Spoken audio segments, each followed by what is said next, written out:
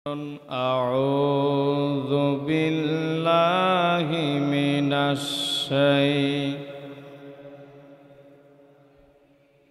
بسم الله الرحمن الرحيم تبت يدا أبي لهب وتب তাব্বাত আল্লাহ বলতেছেন তাব্বাত ধ্বংস হোক। কি হোক? ধ্বংস হোক। ইয়াদা হাত, দুই হাত। কয় হাত? দুই হাত। ধ্বংস হয়ে যাক দুই হাত। আবি লাহাব, আবু লাহাবের দুই হাত ধ্বংস হয়ে যাক। সুবহানাল্লাহ বলেন না। কথা কার? আল্লাহর। আল্লাহ বললেন ধ্বংস হোক আবু লাহাবের দুই হাত। তারপরে বলতেছে ওয়াতাব্বা, লাস্টে ওয়াতাব্বা, শুধু ধ্বংস হোক দুই হাত নয়, আবু লাহাব অলরেডি ধ্বংস হয়ে গেছে। আল্লাহ পাক প্রথম আয়াতের প্রথম অংশ বলতেছেন ধ্বংস হোক আবু লাহাবের কয় হাত? দুই হাত। প্রথমে আল্লাহ লানত করেছেন দুই হাতের উপর। কিসের উপর?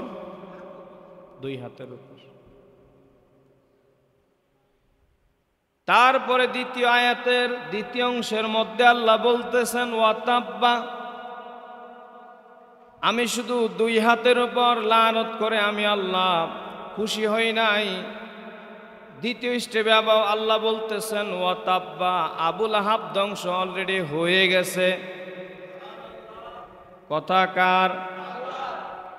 আমরা যে এত বছর ধরে সূরা লাহাব নামাজে পাঠ করি, একটু কেউ বলবেন যে আমরা এই কথাটা কেউ জানি? হ্যাঁ, কেউ জানেন না? কিন্তু আমরা তাব্বাত ইয়াদা আবি লাহাবি ওয়া তাব, সূরা লাহাব আমরা এটা পড়ি। লাহাব মানে হচ্ছে আবু লাহাবের নামে এই সূরা রাখা হয়েছে। রাখার আরেকটা কারণ হলো যখন বেদিনরা কাফেররা এই কোরআন কারীম গবেষণা করবে, সূরা পড়বে, তারা প্রত্যেকটা সূরার নাম খেয়াল করে এই নামটা কেন দিয়েছে। কাফেররা যখন দেখবে আবু লাহাব, সূরাতুল লাহাব, লাহাব নাম দিয়েছে আবু লাহাবের নামে বিখ্যাত কুরাইশের বিখ্যাত কাফের, তার নাম দেওয়ার কারণ কি? তখন তারা গবেষণা করে বের করবে যে এটা তো ভালোর জন্য দেয় নাই, নিশ্চয় এটা লানতের জন্য দিয়েছে। ঠিক কিনা? মুসলমানরাও জানবে আল্লাহ কেন লানত দিয়েছেন। মুসলমানরা জানার জন্য কেন আবু লাহাবের নাম রেখেছেন, কেন আবু লাহাবের নাম রেখেছেন। যখন মানুষ এই সূরা পড়বে এবং জানবে তখন বুঝবে যে আবু লাহাবকে লানতের জন্য দিয়েছেন। ঠিক কিনা? আবু লাহাব বিখ্যাত একটা কাফের। যেই আবু লাহাব আমার নবীজিকে তার জীবনে অনেকবার জ্বালাইছে। নাউজুবিল্লাহ কোন? আমার নবীজিকে অনেক হ্যারাসমেন্ট হয়রানি করেছে। অপমান করার জন্য আবু লাহাবে অনেক চেষ্টা করেছে। আবু জাহিলে যেভাবে করেছে আবু লাহাবেও করেছে। এই যে আমার নবীজিকে হ্যারাসমেন্ট করা, আমার নবীজিকে অপমান করা, আমার নবীজিকে হত্যা করার জন্য অনেকবার চেয়েছে এবং ইসলাম প্রচারের জন্য যত প্রকারের বাধা বিঘ্নতা সৃষ্টি করার দরকার সব কিছু আবু লাহাব করেছে। শুধু আবুল আহাব করে নাই, আবুল আহাবের সঙ্গে আবুল আহাবের স্ত্রীও করেছে। এই জন্যই এই সূরার মধ্যে শুধু আবুল আহাবকেই আল্লাহ পাক ধ্বংসের কথা বলেন না, লানত করেন না, তার স্ত্রীকেও বলেছেন। সামনে আসতেছে স্ত্রীর কথা। কখন আল্লাহ পাক আয়াত নাজিল করলেন? সব সময় তো আবুল আহাব আমার নবীজির কাজে বাধা দেয়, সব জায়গার মধ্যে আমার নবীজিকে ক্ষতি করার চেষ্টা করে, দ্বীনের জন্য বাধা প্রদান করে। একদিন আমার আল্লাহ আমার রাসূলের উপর কোরআনের আয়াত নাজিল করলেন, ওয়া আনজির আশিরাতাকা, ইয়া রাসূলুল্লাহ, ইয়া হাবিবাল্লাহ, আপনি আপনার দ্বীনের দায়িত্ব চালিয়ে যান, আপনি আপনার দ্বীনের খেদমত চালিয়ে যান। আপনার কাজ হলো আপনি ইসলাম প্রচার করে যাবেন, হেদায়েত দেওয়ার মালিক হচ্ছি আমি আল্লাহ। সুবহানাল্লাহ কয় না? আপনার কাজ আপনি চালিয়ে যান। যারা মুসলমান হবে, কে মুসলমান হবে না হবে, সেটার দায়িত্ব কার? সেটা আল্লাহর দায়িত্ব। আল্লাহ বলছেন সেটা আমার। ইয়া রাসূলুল্লাহ, আপনি আপনার দায়িত্ব পালন করে যান। তো আমার রাসূল দায়িত্ব পালন করে যাচ্ছেন। আমি শুরুতে তাফসিরের শুরুতে আমি বলেছি যে আমার নবীজি ইসলাম প্রচার করেছেন কয় বছর? 23 বছর। কয় বছর? 23 বছর। মক্কার জমিনে 13 বছর, মদিনার জমিনে কয় বছর? 10 বছর। মক্কার জমিনে 13, মদিনার জমিনে 10, কত হলো? 23। তাহলে কোরআন নাজিল হয়েছে কত? নবীজির কত বছর বয়সে? 40 বছর বয়সে। নবীজি দুনিয়ার থেকে বিদায় নিয়েছেন কত বছর বয়সে? 63 বছর। 63 সাল নূর নবীজির জিন্দেগি, কত কষ্ট করছেন নবীজি, কাঁদিতেন উম্মতের মায়ায়, এখনো কাঁদেন মদিনায়। সুবহানাল্লাহ বলেন না? এখনো কাঁদেন নবীজির মতো। তো আমার নবীজি একদিন নিয়মিত ইসলামের দায়িত্ব পালন করার স্বার্থে একদিন রুটিন দায়িত্ব পালন করেন। একদিন মক্কার সমস্ত লোকদেরকে আমার নবীজি বললেন, ও মক্কার কাফেররা, শোনো, আজকে তোমরা অমক জায়গায় আসবা, তোমাদের জন্য আমি রাসূলুল্লাহ সুসংবাদ দান করব। তোমাদের জন্য আমি আজকে সুসংবাদ দিব। নবীজির কথা মতো মক্কার সমস্ত লোকেরা নির্দিষ্ট একটা জায়গার মধ্যে জড়ো হয়ে গেছে। নির্দিষ্ট জায়গায় জড়ো হওয়ার পরে এবার আমার নবীজি এবার সবার উদ্দেশ্যে বলতেছেন, ও লোকেরা আমার, তোমরা সবাই আমার প্রতিবেশী, আমিও তোমার প্রতিবেশী। আমি আল্লাহর পয়গাম্বর, আমি আল্লাহর নবী, আমি আল্লাহর পয়গাম্বর। আমার দায়িত্ব হচ্ছে দিন প্রচার করা, আল্লাহর বিধিবিধানগুলি তোমাদের কাছে প্রচার করা। শোনো, আমি তোমাদেরকে আমার ইসলামের কথা বলি, তোমরা পড়ো লা ইলাহা ইল্লাল্লাহ মুহাম্মাদুর রাসূলুল্লাহ সাল্লাল্লাহু। হে আমার প্রতিবেশী মক্কার সমাজের, শোনো, তোমরা গোমরাহির মধ্যে আছো, তোমরা অন্যায়ের মধ্যে আছো। তোমরা আমার আল্লাহর প্রতি ঈমান আনো, আমার প্রতি ঈমান এনে সত্যটা বিশ্বাস করে তোমরা সকলে মুসলমান হয়ে যাও। যখন এই কথা বললাম, আবুল আহাব উঠে এবার বলতেছেন, দুই হাত নেড়ে নেড়ে আমার নবীজির দিকে হাত নেড়ে নেড়ে হাত নাড়াচাড়া করে করে ইশারা করে বলতেছেন, হে মোহাম্মদ, তুমি আমাদেরকে কেন ডাকছো? তুমি কেন মিথ্যা বলো? কেন তুমি আমাদেরকে এখানে আনছ? তোমার ধ্বংস কামনা করি, তুমি ধ্বংস হয়ে যাও, তোমার দিন ধ্বংস হয়ে যাক। নাউজুবিল্লাহ বলেন না। আমার নবীজির উপর সে নবীজিকে গালিগালাজ শুরু করে দিল। নবীজিকে গালিগালাজ শুরু করার কারণে হাত নেড়ে নেড়ে এবার আমার নবীজি চুপ করে রইলেন, কোনো কথা বললেন না, কোনো কথা বললেন না।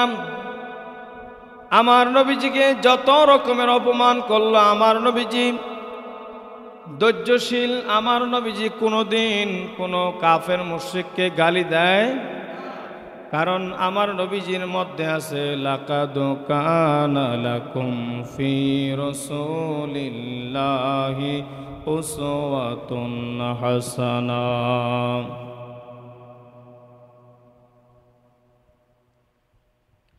আমার নবীজি হচ্ছেন উম্মতের জন্য সবচেয়ে বড় আদর্শ।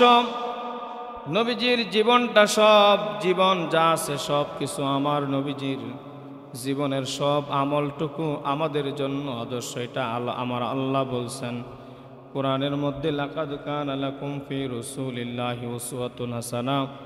দুনিয়ার মানুষেরা শোনো, আমার রাসূল এমন একটা রাসূল আমি প্রেরণ করেছি, যেই ব্যক্তিরা কোনোদিন কাউকে গালি দেয় না, যেই ব্যক্তিরা কোনোদিন কাউকে বরদোয়া দেয় না, যেই ব্যক্তির আদর্শ সুন্দর, যে ব্যক্তির কথা সুন্দর, যেই ব্যক্তির ভদ্র নম্রতা রয়েছে। সুবহানাল্লাহ বলেন না। কেমন ভদ্র, কেমন নম্র। একদিন আমার নবীজি নিজে একটা কাফেরের কূপের মধ্যে পানি উঠানের কাজ করেন। কি উঠানের কাজ করেন? পানি উঠানের কাজ করেন। একজন কাফেরের পানি উঠানের কাজ, বেদুইনের পানি উঠানের কাজ করেন। কূপ থেকে পানি উঠিয়ে দিবেন, দড়ি দিয়ে বেঁধে বেঁধে পানি উঠিয়ে দিবেন। পানি উঠিয়ে দিলে বিনিময়ে তিনি কিছু দিবেন, মানে তার কাজ নিলেন। আমার দয়াল নবীজি, আমার নবীজি কখনো ভিক্ষা করে খান নাই, কোনো সাহাবীরা ভিক্ষা করে খান নাই। ভিক্ষা আমার নবীজি পছন্দ করেন না, ভিক্ষা আমার নবীজি দিতে নিতে পছন্দ করেন না। কিন্তু যারা অসহায় তারা ভিক্ষা করবে বা নিবে, অসুবিধা নেই, এটা ইসলামে জায়েজ আছে। কিন্তু সুস্থ লোকেরা ভিক্ষা করবে, এটা ইসলামে আমার নবীজি এটা অনুমতি দেয়। আপনি যদি হাজীগঞ্জ বাজারে যান, ভালো ভালো মানুষ আছে, সুস্থ মানুষগুলি ভিক্ষা করে, অথচ এমন এমন লোক ভিক্ষা করে তার চাইতে আরো বৃদ্ধ মানুষ কিন্তু রিক্সা চালায়, আছে না নাই? তার চাইতে আরো বৃদ্ধ মানুষগুলি মেল কারখানায় কাজ করে, অথচ সে ভালো সুস্থ কিন্তু সে ভিক্ষা করতেছে। এই সমস্ত লোকদেরকে ভিক্ষা দেওয়া আমার নবীজি নিষেধ করেছেন। হাজীগঞ্জ বাজারের মধ্যে আপনি দেখবেন পুরুষ যেমন ভিক্ষা করে, সুস্থ লোক, কিছু কিছু মহিলাও আছে একেবারে সুস্থ। মহিলা চাইলে কত বাসা বাড়ির মধ্যে কাজের লোক লাগে, কাজ করার জন্য মাসে 8-10 হাজার টাকা বেতন দিবে, থাকা খাওয়া দিবে, কিন্তু সে তার ওই বাসা বাড়ির কাজ করবে না, চাকরি করবে না, ভিক্ষা করে। কারণ ভিক্ষা করলে ইনকাম কি? ইনকাম আজারিয়া, কোনো সালান ছাড়া, কষ্ট ছাড়া, একটু হাঁটা দিলে বসলেই আপনার ইনকাম বেশি হয়। তো আপনি সারাদিন কাজ করলে হাজিরা পান 500-700 টাকা, আর ওই ভিক্ষা করে 3-4 ঘন্টা ডিউটি করলে সে 2000, 2500, 1800, 1500 ইনকাম করে নিয়ে আসে না নাই? কারণ মুসলমান যারা আছে তারা তো দান করতে পছন্দ করে, ঠিক না? দান করতে পছন্দ করে। কারণ একজন ভিক্ষুক সামনে আইসা যদি মনে করেন বলে দেন না, তখন কি আপনি না দিয়ে পারবেন? এমন সময় ধরে যখন আপনি বাজারে এক মানে তরকারি কিনতেছেন টাকা দিবেন, আয়সা দেন না, এখন আপনি হাতে টাকা, এখন এই মুহূর্তে আপনি না দিয়ে পারবেন? আপনি রিক্সার থেকে বা সিএনজির থেকে গাড়ির থেকে নামছেন, ভাড়া দিবেন এমন সময় খোঁজে, আর আপনি না দিয়ে পারবেন? আপনি একটা দোকানে নাস্তা খাইতে বসছেন, বিল দিবেন এমন সময় খুঁজবে, আপনি না দিয়ে পারবেন? এমনই চলতেছে। শুধু আমাদের হাজীগঞ্জে না, বাংলাদেশের সব জায়গায়, রাস্তাঘাটে, মিল কারখানা, দোকানপাটে, হাটে বাজারে, টার্মিনালে, আপনি যেই জায়গায় যাবেন সব জায়গায় একই চিত্র। তবে আমাদের হাজীগঞ্জ বাজারটা এটা একটা ঐতিহ্য বাজার হিসেবে এই জায়গার মধ্যে পুরা চাঁদপুরের আশেপাশে, কুমিল্লা, নোয়াখালীর যা আছে সব আইসা খালি এই জায়গার মধ্যে আছে। কয় হাজীগঞ্জের লোক দান করে বেশি, ব্যবসা বাণিজ্য ভালো, ইনকামও ভালো হয়, ভিক্ষুক এই জন্য সব আইসা পড়ে। ভিক্ষুক আসুক কোনো সমস্যা নাই, ভিক্ষা দিব তাও সমস্যা নাই, কিন্তু সুস্থ লোক যখন ভিক্ষা করে তখন কষ্ট লাগে না? কারণ আমি সারাদিন কাজ করে আমার বেতন হবে 500 টাকা, আর সে অবসর মানে সুস্থ অবস্থায় 2-3 ঘন্টা ডিউটি করে সে 1000, 1200, 1500 নিয়ে যাবে, তখন তো নিজের কাছে কষ্ট লাগবে, আমি তো কষ্ট করে নিচ্ছি। প্রিয় বাবা না আমার, আরো কষ্ট লাগে যখন কিছু সুস্থ মানুষ হাতের মধ্যে ব্যান্ডেজ লাগায়, পায়ের মধ্যে ব্যান্ডেজ লাগায়, ব্যান্ডেজ লাগায় বুঝায় যে আমি অ্যাক্সিডেন্ট হয়েছি,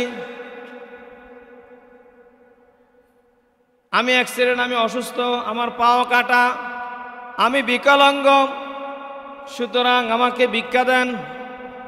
মানুষ তো মনে করে যে এই লোকটা অ্যাক্সিডেন্ট, এইভাবে ব্যান্ডেজ করে আইসা রাস্তার মধ্যে বৈশা ভিক্ষা করে, তখন সবাই দেয়। আবার কিছু আছে পাও কেটে, হাত কেটে আলাদা করে ফেলে, তারপরে তারা ভিক্ষা করে, ইচ্ছা করে হাত কেটে ফেলে শুধু ভিক্ষার জন্য, বেশি ইনকামের জন্য। আশ্চর্য কারবার।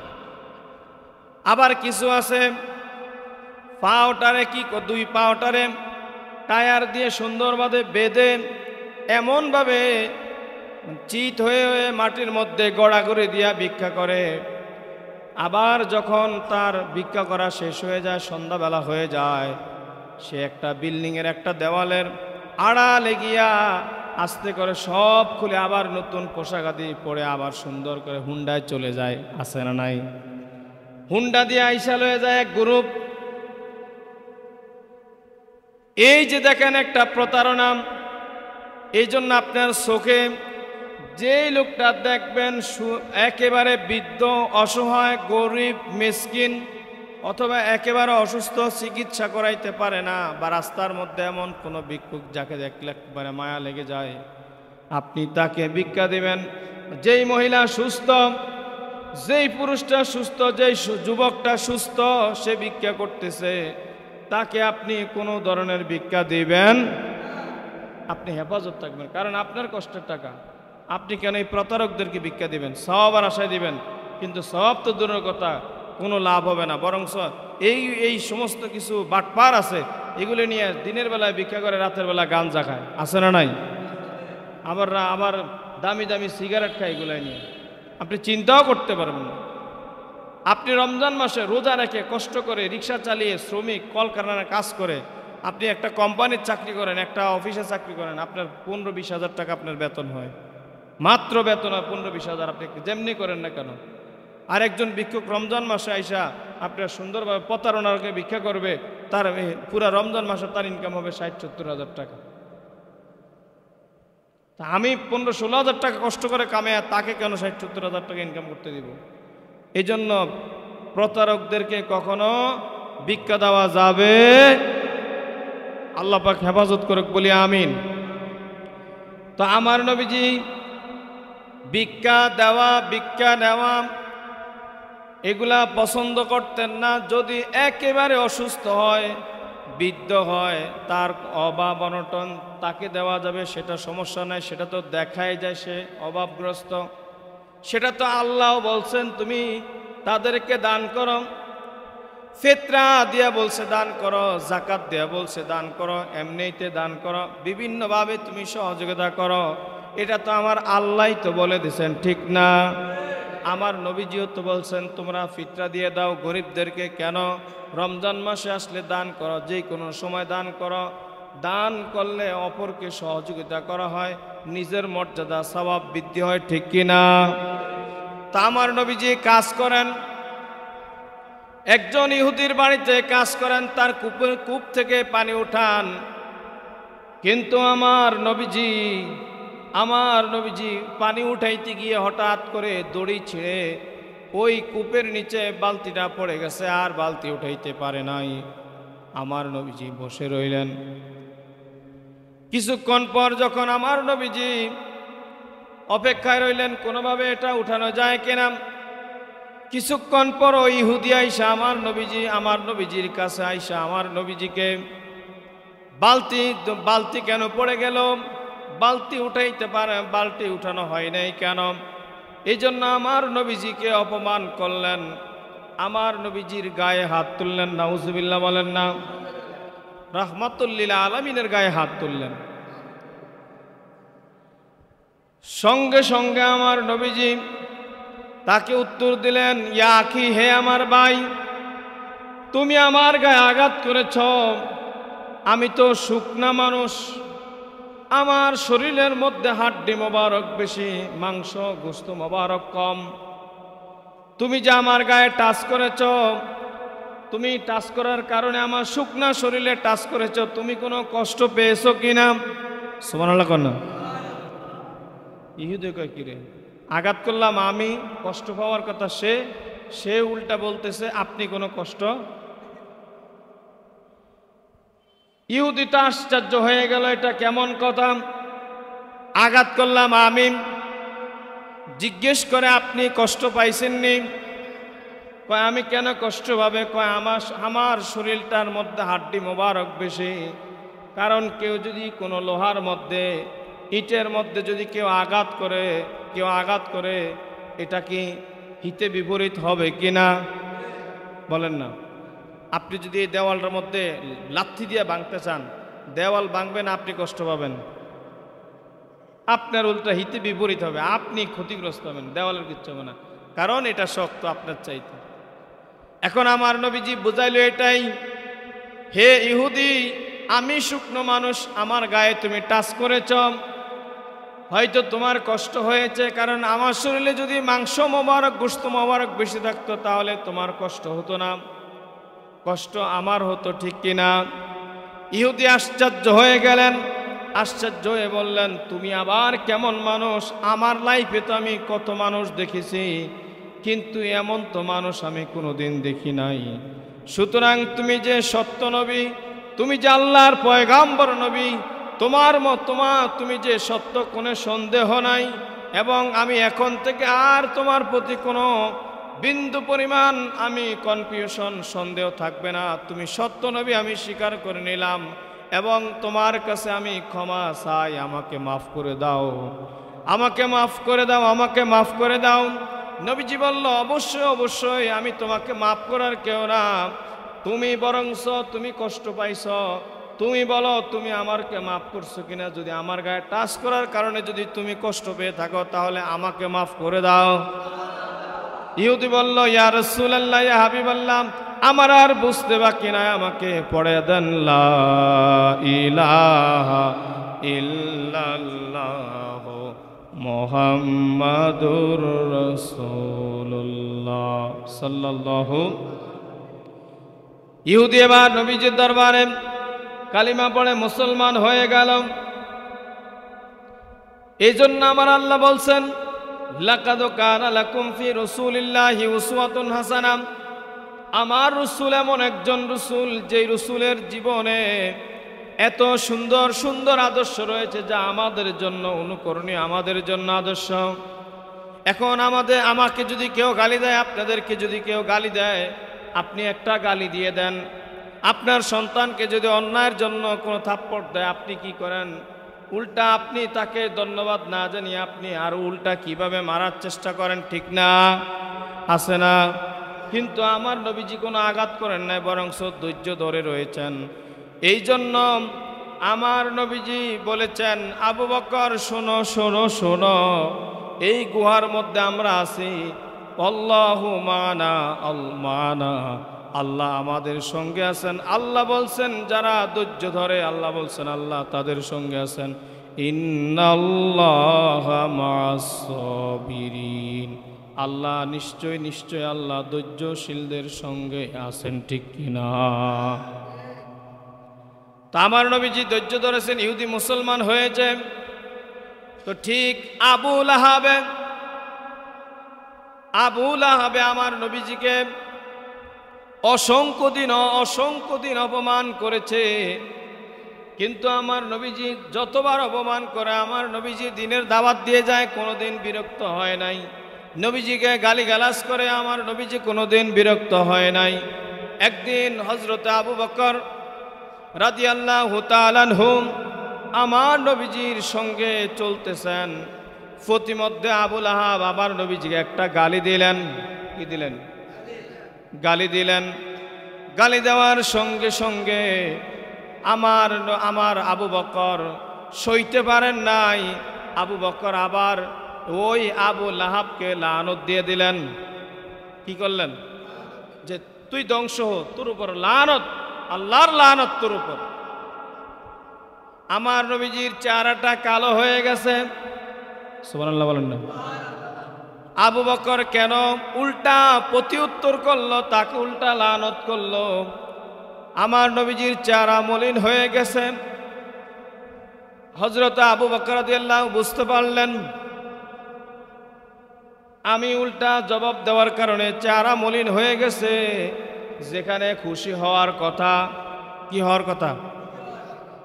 নবীজির পক্ষ থেকে গালি দিয়ে জবাব দিয়েছেন কে? হযরতে আবু বকর, নবীজির প্রথম সাহাবী, নবীজির প্রথম খলিফা, বিখ্যাত সাহাবী। আবু বকর যখন জবাব দিলেন, নবীজি চেহারা মলিন হয়ে গেছে। আবু বকর জিজ্ঞেস করলো, ইয়া রাসূলুল্লাহ, ইয়া হাবিবাল্লাহ, আবু বকর তাকে আপনাকে গালি দেওয়ার কারণে আমি জবাব দিলাম, আপনি কেন রাগ হয়ে গেলেন আমার উপর? আমার নবীজি ডাক দিয়ে বলে, আবু বকর তুমি জানো না, অসংখ্য দিন সে আমাকে অপমান করেছে, গালি দিয়েছে। যতবারে গালি দিয়েছে আমার পক্ষ থেকে আমি কোনো প্রতি উত্তর দেই না। আমার পক্ষ থেকে আল্লাহ পাকের কোটি কোটি ফেরেশতারা আবু লাহাবকে উল্টা লানত করেছে। কে করেছে? এখন যে আমাকে গালি দিয়েছে, আমার লানত করা লাগে না, আমার গালি দেওয়া লাগে না। আল্লাহর কোটি ফেরেশতারা আমার পক্ষ থেকে তাকে লানত করেছে, ঠিক কিনা? হযরত আবু বকর বুঝতে পারলেন। তারপরে তো মনের মধ্যে একটু সংশয়, সরাসরি দিতে পারলে তো ভালো। এই জন্য একদিন ওই যে একটা নির্দিষ্ট জায়গার মধ্যে সমস্ত লোকদেরকে আমার নবীজি ডাক দিলেন, কালিমার দাওয়াত দিলেন। সবাই আমার নবীজিকে অপমান করলো, সবাই চলে গেল অপমান করে। আবু লাহাব যখন বারবার আমার নবীজিকে দুই হাত উঁচিয়ে আঙ্গুল দেখিয়ে আমার নবীজিকে অপমান গালিগালাজ করেন, তেড়ে আসেন, তখন আল্লাহ পাক আয়াত নাজিল করলেন, তাব্বাত ইয়াদা আবি লাহাবিন ওয়া তাব। সুবহানাল্লাহ বলেন না। আল্লাহর ফেরেশতারা আগে জবাব দিয়েছেন। এখন হযরত আবু বকর একদিন যে জবাব দিলেন, ফেরেশতারা জবাব দিলেন, হযরত আবু বকরের মনের মধ্যে যদি সরাসরি দেখতেন আল্লাহর পক্ষ থেকে জবাব, তাহলে আবু বকরের মনে কত না ভালো লাগতো। সুবহানাল্লাহ কয় না? এই জন্য সেই দিন আল্লাহ পাক আয়াত নাজিল করলেন,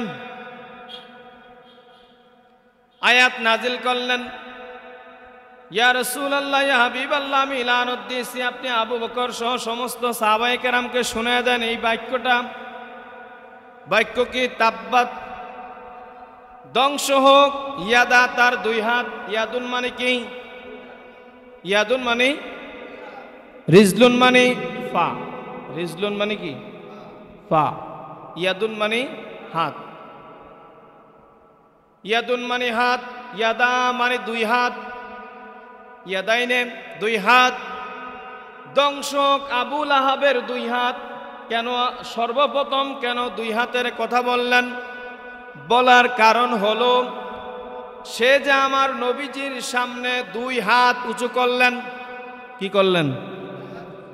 এই জন্য আগে 2 হাতের উপর আল্লাহ লানত করেছেন। আবু বকর তো খুশি, সুবহানাল্লাহ কয় না? দংশক আবুল আহাবের 2 হাত, যে আবুল আহাব আমার আকা আলাইহিস সালাতু ওয়াস সালামকে হাত নেড়ে নেড়ে, হাত দেখে দেখে ইশারা দিয়ে আমার রসুলকে সে তেড়ে আসে আর অপমান করে, গালিগালাজ করে। এই জন্য আগে তার 2 হাতকে আমি আগে ধ্বংস করেছি।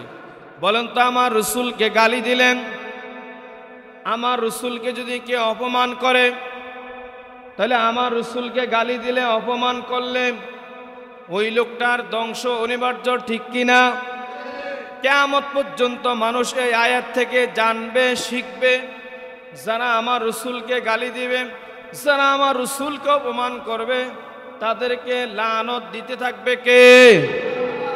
ধ্বংস দিতে থাকবে কে? আল্লাহ দিতে থাকবে। যারা আমার নবীজিকে গালি দেয়,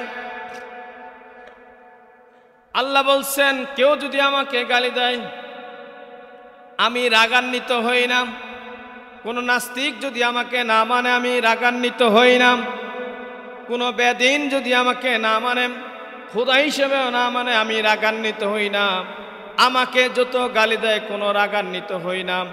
কিন্তু কেউ যদি আমার প্রিয় রসুলকে, যাকে আমি ভালোবাসি, যিনি আমার আকা আলাইহিস সালাতু ওয়াস সালাম, যিনি আমার প্রেমময় হাবিব, যিনি আমার অত্যন্ত মহব্বতের হাবিবুল্লাহ, তার শানে যদি কেউ যদি বেয়াদবি করে গালি দেয়, আমার আল্লাহ বলছেন উতুল্লিম বাদা যালিকা জানিম। সুবহানাল্লাহ না? উতুল্লিম বাদা যালিকা জানিম। কয় ওই লোকটার জন্মের মধ্যে দোষ আছে। কি আছে? জন্মের মধ্যে কি আছে? দোষ আছে। কেমন দোষ? আমার আল্লাহ বলছেন, কয় ওই লোকটা জারক সন্তান। কি সন্তান? কি সন্তান? ওই লোকটা জারক সন্তান।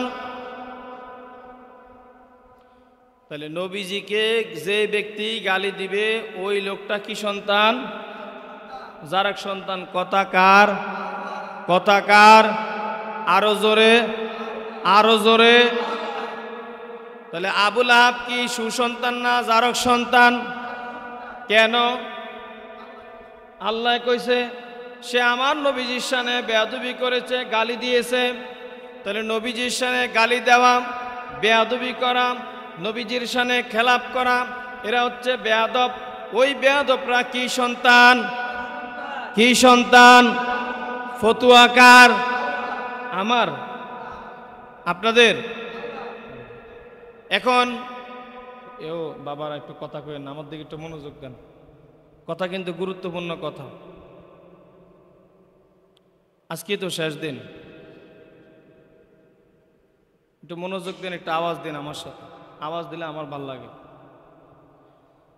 সুয়াইবা একটা যুবক ছিল। সুয়াইবা কি ছিল? যুবক। সে ছিল বেদিন। আমার নবীজি একদিন দাঁড়িয়ে রইলেন রাস্তার পাশে। হঠাৎ করে সুয়াইবা কিছু বুঝে ওঠার আগে আমার নবীজিকে দেখা মাত্র গালি দিলেন। কি দিলেন? গালি দিলেন। সুয়াইবা গালি দিলেন। গালি দিলেন। গালি দেওয়ার সঙ্গে সঙ্গে আমার নবীজি বলছেন, তুমি জারক সন্তান, ইনতা জালিকা জানিম, ইনতা জানিম, তুমি জারক সন্তান। কিন্তু আমার নবীজি কখনো কাউকে কোনোদিন সরাসরি বলে না তুমি জারক সন্তান। কত লোক তো আমার নবীজিকে গালি দেয়, কত লোক তো আমার নবীজির শানে খেলাপ করে, কিন্তু আমার নবীজি ধৈর্য ধরে চলে আসেন। আমার নবীজি কোনোদিন বলেন না। অসংখ্য লোকেরা, অসংখ্য যুবকেরা গালি দেয়, আমার নবীজি কোনোদিন কাউকে কোনো প্রতি উত্তর করেন না। কারণ আমি একটু আগে তো বললাম, যদি নবীজিকে গালি দেয় এটার প্রতি উত্তর দেয় কে? কার মাধ্যমে? ফেরেশতাদের মাধ্যমে। এখন আমাদেরকে যদি গালি দেয়, আমরা কি রিটার্ন কাউকে গালি দিব? গালি দিব? কুকুর আমাকে কামড় দিয়েছে তাই বলে কুকুরকে আমি কামড় দিব? বলেন না। বিড়াল আমাকে আসর দিয়েছে, আমি কি বিড়ালকে আসর দিব? যেই ব্যক্তি আপনার সমালোচনা করে বুঝবেন ওই লোকটা অযোগ্য, আপনার সমালোচনা করে তার থেকে আপনি যোগ্য, ঠিক কিনা? যেই ব্যক্তি আপনার সমালোচনা করবে বুঝবেন সে অযোগ্য, আপনি যোগ্য। যদি আপনি তার সঙ্গে সঙ্গে সমালোচনা তার করেন তাহলে আপনিও কিন্তু তার মতো হয়ে গেলেন। এই জন্য কেউ যদি আপনাকে গালি দেয়, ফিরতে কি রিটার্ন গালি দিবেন? ওয়াদা করেন গালি দিয়েন, গালি দিয়েন। আমার নবীজি কোনোদিন গালি দেয় নাই। আর কেউ যদি পিছনে পিছনে পরনিন্দা করে গীবত গায়, আপনি কিন্তু গীবত গাইবেন না। কেন গাইবেন না জানেন? যেই লোকটা গীবত পিছনে পিছনে গায়, সচেতন মানুষ যারা আছে, যারা প্রকৃত সত্য মানুষ আছে, তারা মনে করবে যদি তার কথা সত্য হতো তাহলে তো সে সামনেই বলতো, ঠিক কিনা? সামনেই তো বলতো। সে মিথ্যা বলে দেখে পিছনে পিছনে বলে, তুমি সামনে বলো। যদি এই জন্য আমার নবীজি বলছেন আল গীবাতু আসাদ্দু মিনাজ জিনা। কেউ যদি গীবত গায়, পরনিন্দা করে, পরনিন্দা করা গীবত গাওয়া এটা জিনার চাইতে আরো বড় মারাত্মক। জিনার চাইতে কি মারাত্মক? কি জিনা ব্যাখ্যা করেছেন, কেউ যদি মায়ের সঙ্গে জিনা করে, কি করে? মায়ের সঙ্গে জিনা করে, জিনার চাইতে মায়ের সঙ্গে জিনা করলে যে গুনাহ, একটা গীবতওয়ালা পরনিন্দাওয়ালা যে পরনিন্দা করে গীবত গায়, ওই লোকটা মায়ের সাথে জিনা করার চাইতে যে গুনাহ হবে, পাপ হবে, তার চাইতে পরের গীবত গাইলে আরো বেশি পাপ হবে। নাউজুবিল্লাহ বলেন না। মায়ের সঙ্গে জিনা করলে যে পাপ হবে, ওই পাপের চাইতে আরো বেশি ভয়ঙ্কর গুনাহ হবে পরনিন্দা করলে, ঠিক কিনা? কারণ পরনিন্দা করলে একটা মানুষের সম্মানে আঘাত হয়, ঠিক না? আঘাত হয় না? যদি সত্য যদি আপনি তাকে ভালো মনে করেন, আপনি তাকে ভুল ধরাইয়া দেন। আর যদি মনে করেন আপনি ভুল দাঁড়াবেন না, আপনি সরাসরি বলেন। পরনিন্দা পিছনে বলবেন কেন? পিছনে তো বলে সুনেরা, ঠিক কিনা? পিছনে বলে মুনাফিকরা। তো আমার নবীজিকে গালি দেয়, আমার নবীজি উত্তর দেয় না। কিন্তু সুয়াইবা যখন আমার নবীজিকে বলল, আমার নবীজিকে যখন গালি দিলাম, সেদিন আমার নবীজি সরাসরি নিজেই উত্তর দিলেন। আমার নবীজি বললেন, এন্তা জানিম, তুমি জারক সন্তান। কি সন্তান? নবীজি তো কোনোদিন কারো ঘরে উত্তর দেয় নাই, কিন্তু উত্তর দিয়েছে, লানত করত, কিন্তু একবারে সরাসরি জারক সন্তান বলছে।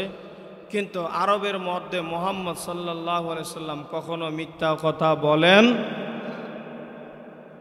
নবীদের একটা স্বভাব হলো নবীরা কখনো মিথ্যা বলেন না। নবীদের জবান থেকে কখনো মিথ্যা আসতে পারে। সাহাবীরাও কখনো মিথ্যা বলেন না। সাহাবায়ে কেরামরাও মাসুম, নবী আম্বিয়ায়ে কেরামরাও কি মাসুম? মাসুম মানে নিষ্পাপ। এখন আমার নবীজি যখন তাকে বললেন তুমি জারক সন্তান, এবার যুবকটা উত্তর দিল, তুমি কি সত্য বলেছ? নাম, হ্যাঁ, তুমি জারক সন্তান, আমি তো একবারে বলে দিয়েছি। এবার যুবকটা দৌড়ে বাড়ির মধ্যে গেল। বাড়ির মধ্যে যাওয়ার পরে এবার মাকে জিজ্ঞেস করলো, মা, মুহাম্মদ সাল্লাল্লাহু কখনো মিথ্যা কথা বলে না, কখনো মিথ্যা বলে না। আজকে আমাকে তিনি জানিম বলেন, জারক সন্তান বলে গালি দিয়েছে। আমি কিন্তু বিশ্বাস করে নিলাম মানে জারক সন্তান, তবে তোমার থেকে আমি প্রমাণ চাই, কারণ হয়তো তুমি সত্যবাদী, না হয় মুহাম্মদ সাল্লাল্লাহু আলাইহি সাল্লাম মিথ্যাবাদী, নবী মিথ্যা। কিন্তু আমি নবীজি মিথ্যা কথা কয় এটা আমি কখনো মানতে পারি না। নবীরা সবসময় সত্য বলে, মিথ্যা তারা বলতে পারে। তাহলে তুমি আজকে আমাকে বলো, আসলে কি আমি জারক সন্তান? কয় না, কয় না। যুবক বলল, সত্য বলছো? কহ, তোমার ওই যে নবী মিথ্যা বলছে, আমারটাই সত্য। তোমাকে হ্যারাসমেন্টের কথা বলছে। যুবক বলতেছে না, মুহাম্মদ ইসলামের নবী কখনো মিথ্যা বলতে পারেন না, তিনি কখনো মিথ্যা বলেন না। বারবার যখন জিজ্ঞেস করে সে স্বীকার হয় না, তখন তিনি বলছেন, মা যদি তুমি সত্য না বলো, আমি জানি আমি জারক সন্তান, এটা আমি স্বীকার করে নিলাম, কিন্তু কিভাবে জারক সন্তান হইলাম এটা তুমি বর্ণনা দাও, না হলে তোমাকে আজকে হত্যা করে ফেলবো। চাকু নিলেন, অস্ত্র নিয়া অস্ত্র মাথা গলার মধ্যে ধরলেন, আজকেই তোমাকে হত্যা করব যদি তুমি সত্য না বলো। সত্য তুমি বলো, তাহলে তোমাকে আমি আর কিচ্ছু করব। তখন এবার সুয়াইবার মা ডাক দিয়ে বলে, সুয়াইবা, যখন তোমার বাবা আমার স্বামী ব্যবসা করত, ব্যবসার কাজে গিয়া যখন আবার ব্যবসার কাজ থেকে বাড়িতে আসলো, আসার পরে তিনি অসুস্থ হয়ে গেল। অসুস্থ হওয়ার পরে একেবারে সে শারীরিকভাবে অক্ষম হয়ে গেল, একেবারে অসুস্থ। এই মুহূর্তে আমি স্বামী ছাড়াও থাকা অসম্ভব, আবার আমি তাকে ছেড়ে দিয়েও কোথায় বিয়ে বসে চলে যাব সেটাও কি অসম্ভব। তখন আমার বাড়িতে একটা সুইপার আসলো। সুইপার এসে বাড়িতে যখন টয়লেট পরিষ্কার করলো, তারপরে আমার মনের মধ্যে শয়তানি জাগলো, কাম বাসনা জাগলো। তোমার বাবা তো অসুস্থ, আমি তাকে নিয়ে খারাপ কাজে জড়িত হয়ে যাই। নাউজুবিল্লাহ বলেন না। আমি খারাপ কাজের মধ্যে জড়িত হওয়ার কারণে তারপরে তুমি জন্ম হয়েছ, তারপরে জন্ম হয়েছ। এই জন্যই তোমাকে বলছে রসুল, তুমি জানি। যুবকটা বলল, আমিও তো জানি ইসলামের নবী কখনো মিথ্যা বলেন না। এখন তো সত্য বেরিয়ে আসলো, এই জন্য আমার নবীজি যাকে যেটা বলেন সেটা সত্য হয় কি না। তো আল্লাহ বলছেন, যারা আমার নবীজির শানে গালি দেয়, আমার নবীজিকে অপমান করে, তারা সুসন্তান নয়, তারা হচ্ছে জারজ সন্তান। কি সন্তান? তাহলে আবুল আহাব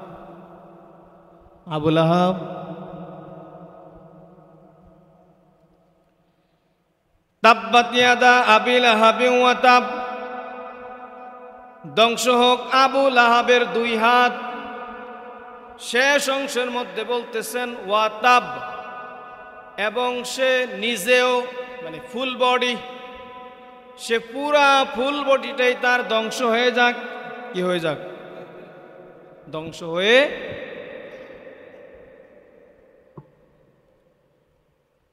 হয়ে যাক।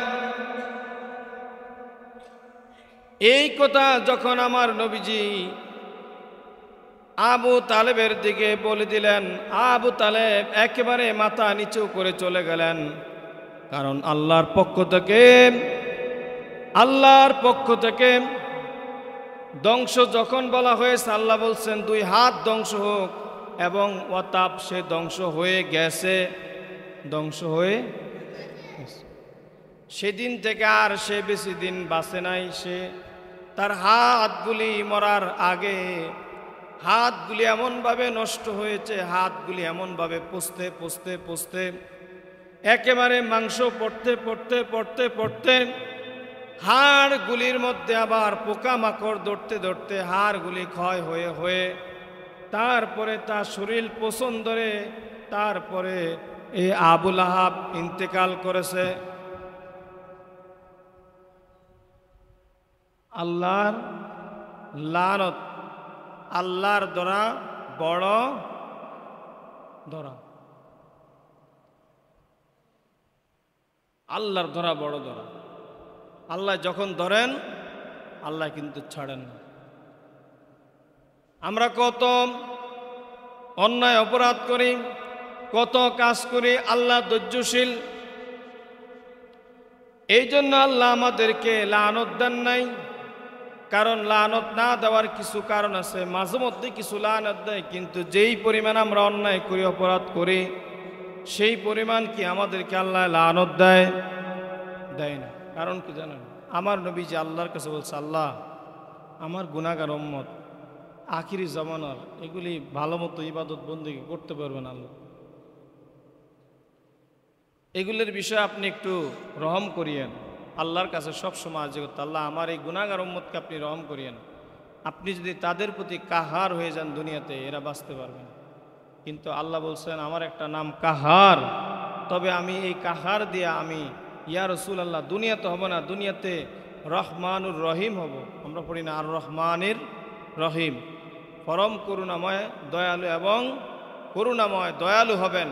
কিন্তু আল্লাহ বলছেন ইয়া রসুল আল্লাহ আমি দুনিয়াতে আমি কাহার হব না, দুনিয়াতে রহমানুর রহিম হব, কিন্তু কাল হাসরের ময়দানে আমি কঠিন হয়ে যাব। কাহারুন মানে কি? কঠিন। কাহারের বাংলা অর্থ কি? আল্লাহর একটা নাম কি? কাহার। আব্দুল কাহার নাম আছে না? তে কাহার আল্লাহ হয়ে যাবেন। কেন হবেন? সেদিন দুনিয়াতে আমি তাদেরকে বারবার সুযোগ দিয়েছি আমল করার জন্য। সে যদি দুনিয়ার জমিনে আখিরাতের জমিনে আসে আমল না করে, সেদিন আমি কঠিন হয়ে যাব। যাররা যাররা আমি সেদিন বান্দার থেকে হিসাব নিব, কোনো বিন্দু পরিমাণ আমি ছাড় দিব।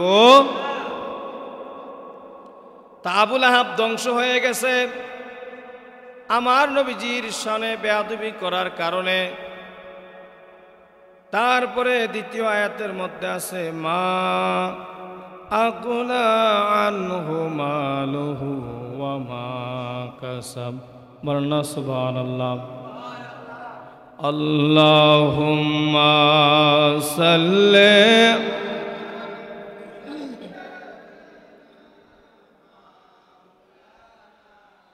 মুহাম্মাদ ওয়া আলা আলি সাইয়্যিদিনা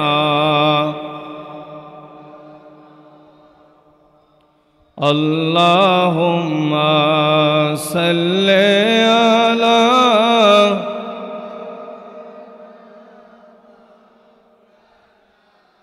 মুহাম্মাদ ওয়া আলা আলি সাইয়্যিদিনা।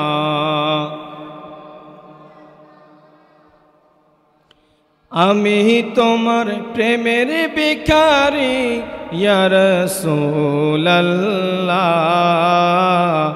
আমি তোমার প্রেমের ভিখারি ইয়া রাসূলুল্লাহ ইয়া হাবিবাল্লাহ, আমি তোমার প্রেমের ভিখারি। বলেন ইয়া রাসূলুল্লাহ ইয়া হাবিবাল্লাহ, আমি তোমার প্রেমের ভিখারি, আমি তোমার প্রেমের ভিখারি ইয়া রাসূলুল্লাহ ইয়া হাবিবাল্লাহ, আমি তোমার প্রেমের ভিখারি। তোমারি প্রেমে গো রাসূল কলি জায়াঙ্গার, তোমারি প্রেমেতে গো নবী কলি জায়াঙ্গার, তোমার প্রেমে জিন্দা হইল উহুস্তনে খান্নানা ইয়া রাসূলুল্লাহ, আমি তোমার প্রেমের ভিখারি ইয়া রাসূলুল্লাহ ইয়া হাবিবাল্লাহ, আমি তোমার প্রেমের ভিখারি, আমি তোমার প্রেমের ভিখারি। সুবহানাল্লাহ বলেন না। আমরা কার প্রেমের ভিখারি? আমার নবীজি। আমার আল্লাহ বলছেন লা ইউমিনু, আমার নবীজি বলছেন লা ইউমিনু আহাদুকুম হাত্তা আকুনা আহাব্বা ইলাইহি মিন ওয়ালিদিহি ওয়া ওয়ালাদিহি ওয়ান নাসি আজমাইন। আমার নবীজি বলছেন লা ইউমিনু আহাদুকুম, ততক্ষণ পর্যন্ত তোমরা ঈমানদার হতে পারবা না। লা ইউমিনু আহাদুকুম হাত্তা আকুনা আহাব্বা ইলাইহি মিন ওয়ালিদিহি ওয়া ওয়ালাদিহি ওয়ান নাসি আজমাইন, যতক্ষণ পর্যন্ত তোমরা তোমাদের নিজ সন্তান, তোমাদের মেয়ে, তোমাদের ছেলে, তোমাদের স্ত্রী, তোমাদের বাবা মা, দুনিয়ার সকল মানুষ চাইতে, তোমার জানের চাইতে যতক্ষণ আমি নবীজিকে ভালো না বাসবা, ততক্ষণ পর্যন্ত তোমরা ঈমানদার হতে পারবা না, ঠিক কিনা? আমার নবীজির কথা। হযরত ওমর বলতেছেন ইয়া রাসূলুল্লাহ, ইয়া হাবিবাল্লাহ, আমি আপনাকে আমার সন্তানের চাইতে, আমার মা বাবার চাইতে, দুনিয়ার সকল মানুষের চাইতে আপনাকে আমি বেশি ভালোবাসি। হযরত আমি কি ঈমানদার? আমার নবীজি বললেন লা। ইয়া রাসূলুল্লাহ, কেন? কয় তুমি তোমার সন্তান, তোমার সব কিছুর চাইতে ভালোবাসা বুঝলাম, কিন্তু তুমি যদি তোমার জানের চাইতে, তোমার না প্রাণের চাইতে তুমি যদি ভালো না বাসো, তাহলে তুমি ঈমানদার হতে পারবা না। হযরত ওমর ডাক দিয়ে বলল ইয়া রাসূলুল্লাহ, ইয়া হাবিবাল্লাহ, ওয়াল্লাহি আল্লাহর কসম, এই মুহূর্তে আমি সাক্ষ্য দিচ্ছি, আমি আমার সন্তান, আমার বাবা মা, আমি দুনিয়ার সকল মানুষ নয়, শুধু আমি আমার প্রাণের চাইতে আমি আপনাকে বেশি ভালোবাসি। এখন কি আমি ঈমানদার নি? আমার নবীজি বললেন এখন তুমি ঈমানদার। বলেন না সুবহানাল্লাহ। ও মদিনার মাটি রে, তুই যে বড় খাঁটি রে। বলেন ও মদিনার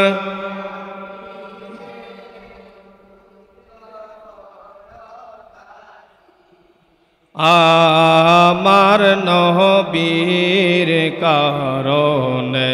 বলেন আমার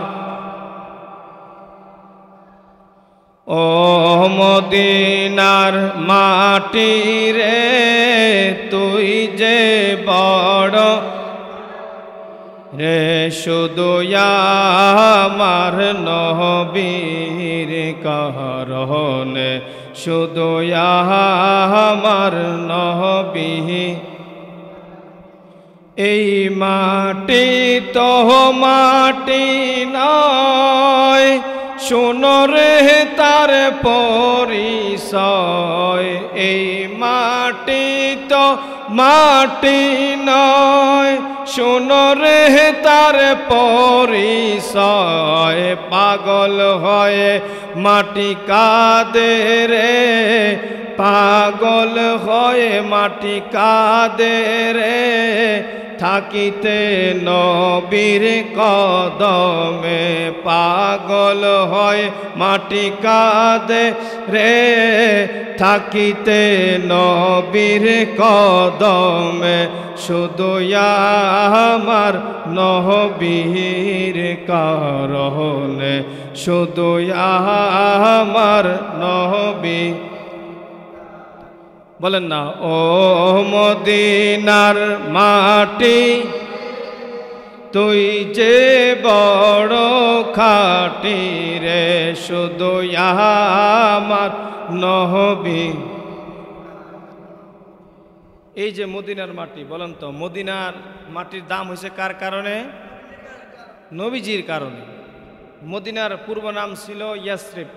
ইয়াসরিব মানে পুরাতন শহর। কি শহর? জরাজীর্ণ একটা শহর। আর নবীজি যখন কদম রেখেছেন এটার নাম হয়ে গেছে মদিনা। মদিনাতুনের বাংলা অর্থ হলো নতুন শহর। কি শহর? শহর। তো এটা কিয়ামত পর্যন্ত এই নাম থাকবে। কয় কিয়ামত পর্যন্ত এই শহরের নাম এটা নতুন শহরে থাকবে। বলেন না সুবহানাল্লাহ। তুমি ছিলা ইয়াসরিব, তুমি ছিলা কি? ইয়াসরিব। আমার নবীজির কদমের কারণে সেটা মদিনা হয়ে গেছে, এটার নাম পাল্টে গেছে। ওই মদিনার মাটি তাবিজ করে রাখিবে যাহার গলায় করে। ওই মদিনার মাটি তাবিজ, ওই মদিনার মাটি তাবিজ করে রাখিবে যার গলায় পড়ে। ওই তাবিজে যার গলায় রে ভয় নাই তাহার মরণে। ওই তাবিজে যার গলায় রে ভয় নাই তাহার মরণে। শুধু আমার নবীর কারণে, বলেন শুধু আমার নবী। বলেন ও মদিনার মা খাটি রে আমার নবীর নে, শুধু আমার নবীর কার। সুবহানাল্লাহ বলেন না। তো আল্লাহ দ্বিতীয় আয়াতের মধ্যে আমার নবীজিকে বললেন, ইয়া রাসূলুল্লাহ, ইয়া হাবিবাল্লাহ, আপনি হ্যারাসমেন্ট হওয়ার কিছু নাই, হ্যারাসমেন্ট করলে লাভ হবে না, আমি লানত দিয়ে দিছি, সে ধ্বংস হয়ে গেছে। এবং আমি আপনাকে এটাও জানিয়ে দেই, আবু লাহাবের যত সম্পদ আছে কোনো কাজে আসবে না, কোনো কাজে আসেনি। মা আগনা আনহু মালুহু, তার সম্পদ কোনো কাজে আসেনি, তার সম্পদ কোনো কাজে আসেনি। ওয়ামা কাসাব, এবং তার কোনো উপার্জন উপকারে আসে, কোনো উপকারে আসে না। তার সম্পদ দিয়া কি হবে? তার সম্পদ, সে অনেক সম্পদের মালিক ছিল, কিন্তু ইয়া রাসূলুল্লাহ আপনি শুনে রাখেন, জেনে রাখেন, আবু তালেবের সম্পদের অভাব নাই, কিন্তু তার সম্পদ দিয়া কি হবে? তার সম্পদ দিয়া তো সমাজের কোনো মানুষের কাজে আসে না, সমাজের মানুষের মাঝে কোনো কাজে আসে না, সমাজের মানুষকে কোনো রকমের সহযোগিতাও করে না। তার সম্পদ দিয়া কি হবে? তার সম্পদ দ্বারা মানুষের কোনো উপকার হয় না, বরঞ্চ তার সম্পদ দিয়া মানুষের ক্ষতি হয়েছে। মানুষকে কেমনে মানুষের ক্ষতি করা যায় সেই চেষ্টা করেছে, মানুষকে ক্ষতি করার জন্য সে তার সম্পদ অর্থ এটা মানুষের মাঝে বিলি করেছে।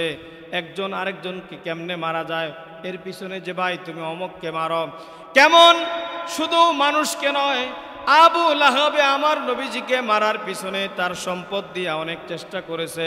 মানুষকে বলতো যদি মুহাম্মদের কল্লা আনতে পারো, বলে না নাউজুবিল্লাহ, রাসূলুল্লাহর যদি দেহ মোবারক, মাথা মোবারক আনতে পারো, তাহলে তোমাকে আমি 100 উট দেব, তোমাকে আমি 50 উট দেব, তোমাকে আমি 100 দিরহাম দিব, তোমাকে আমি 100 স্বর্ণ মুদ্রা দিব।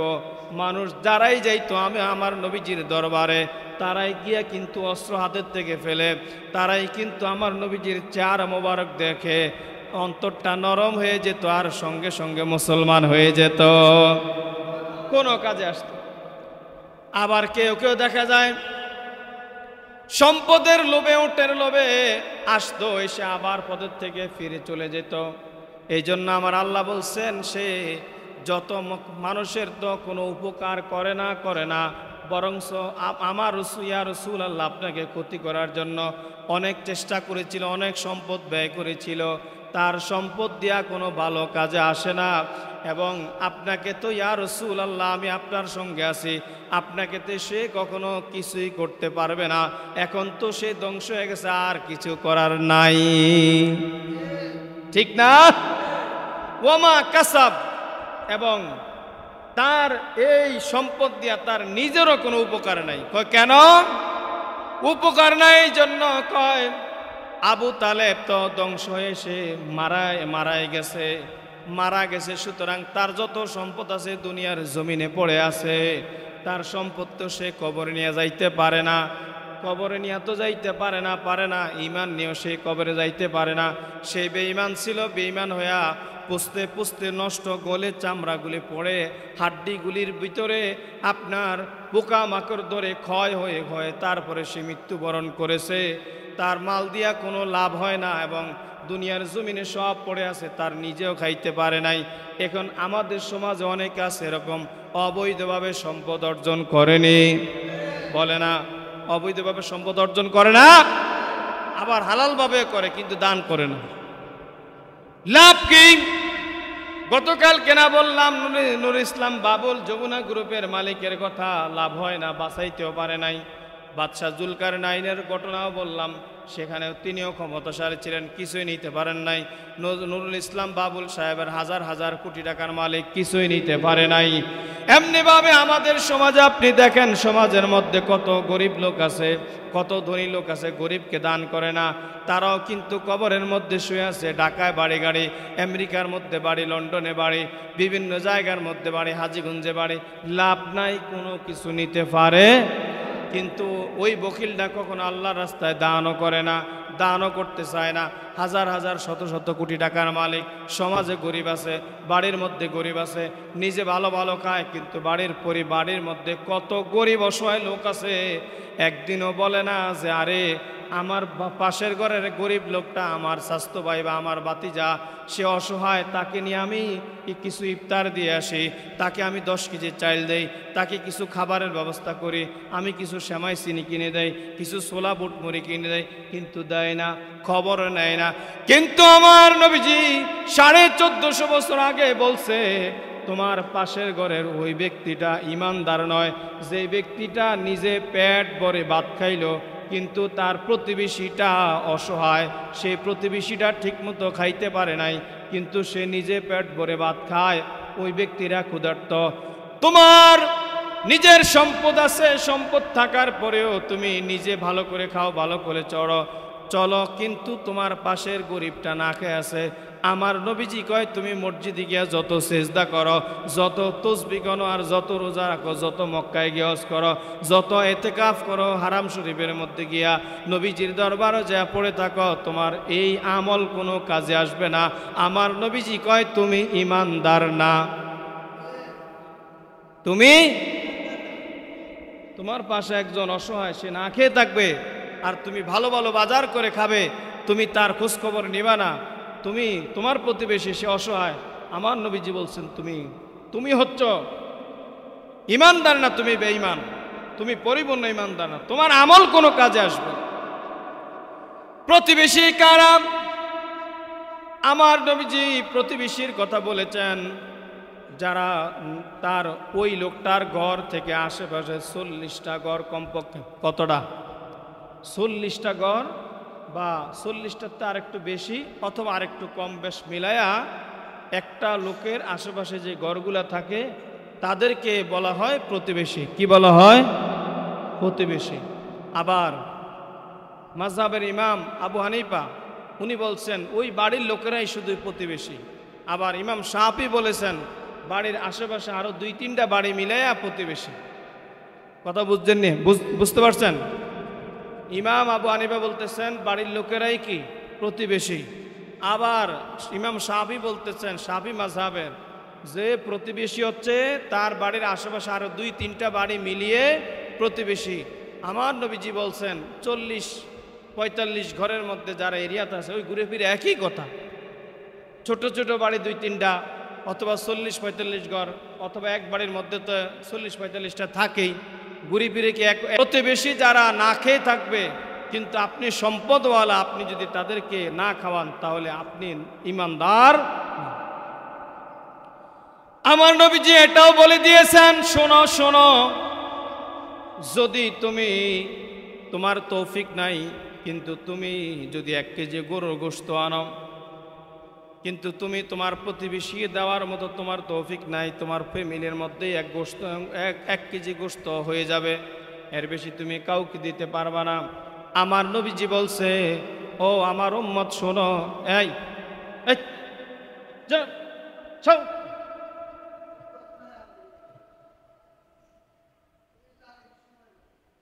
প্রত্যেকটা দিন সেগুলি খেলে।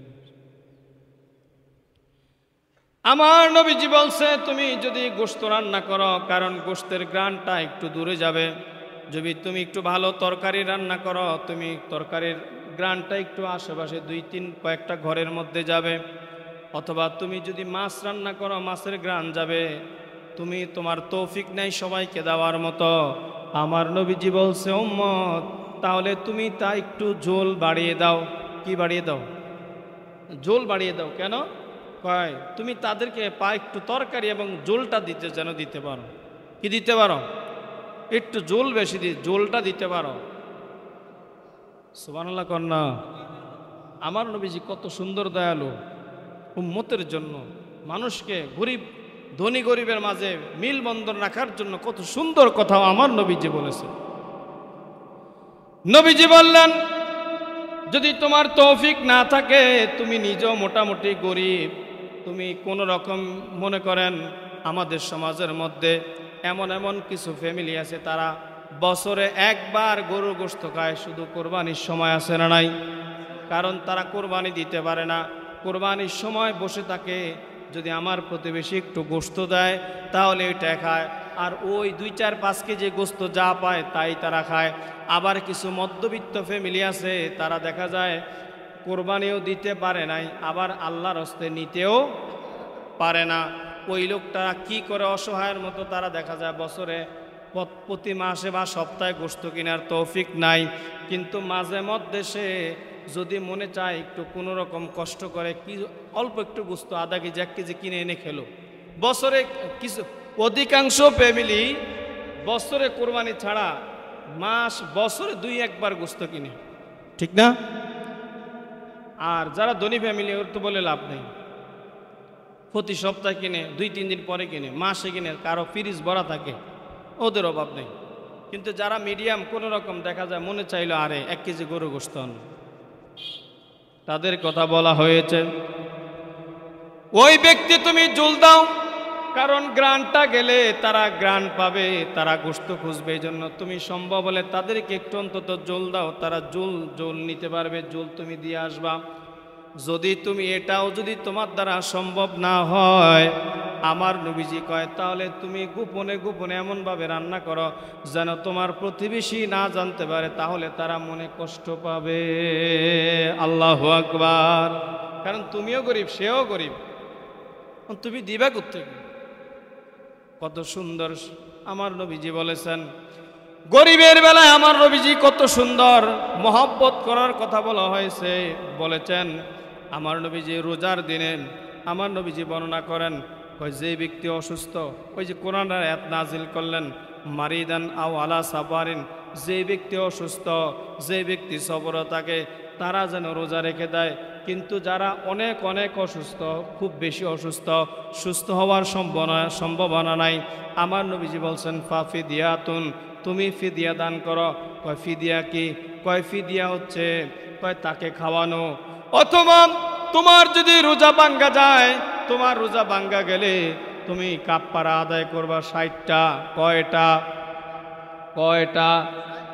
60টা। যদি তুমি 60টা রোজা না রাখতে পারো, তাহলে 60 জন মিসকিনকে 2 বেলা খাওয়াতে হবে। কয় বেলা? 2 বেলা। এখন তো কত লোক রোজা রাখে না, কাফারা তো দূরে, খাওয়াইব তো দূরের কথা, কাফারাও আদায় করে না, চিন্তাও করে না যে আমি রোজা নাই, এটা তো আরো বড় শরীয়তে বিধান, চিন্তাও করে না।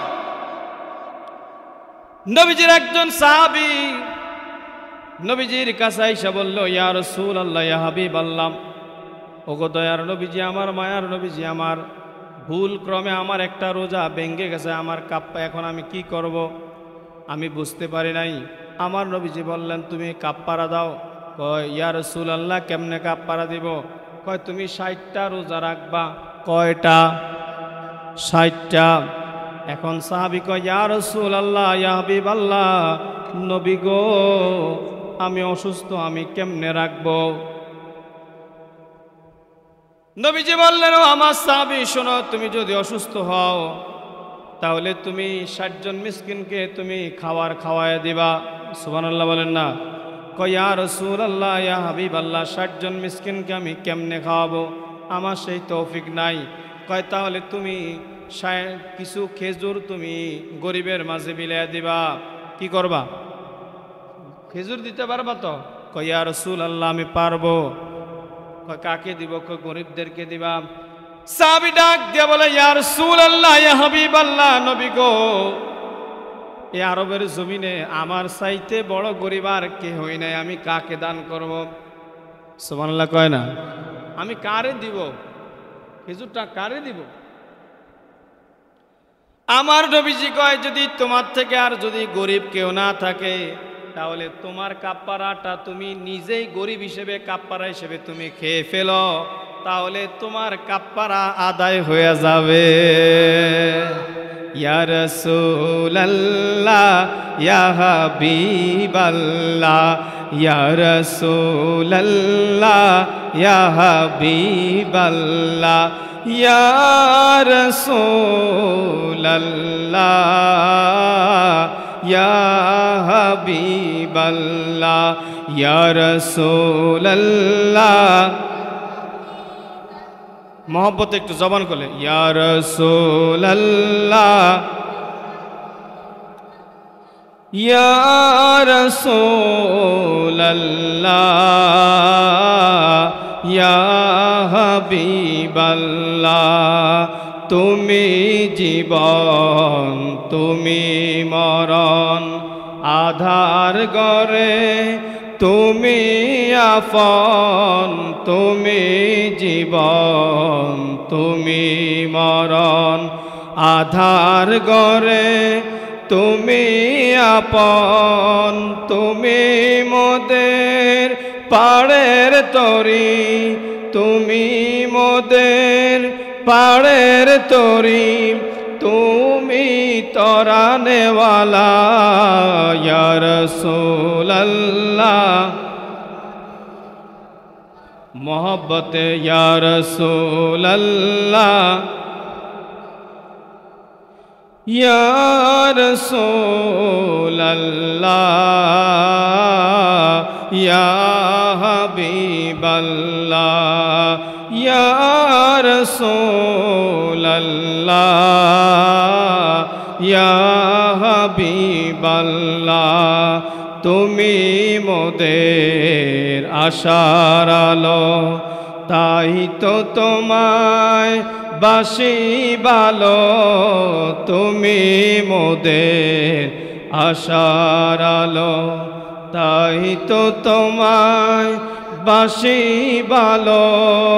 হৃদয় নামক ফুলদানিতে, হৃদয় নামক ফুলদানিতে রেখেছি হাজারো প্রেমের মালা ইয়া রাসূলুল্লাহ, ইয়া রাসূলুল্লাহ, ইয়া হাবিবাল্লাহ, ইয়া রাসূলুল্লাহ, ইয়া হাবিবাল্লাহ।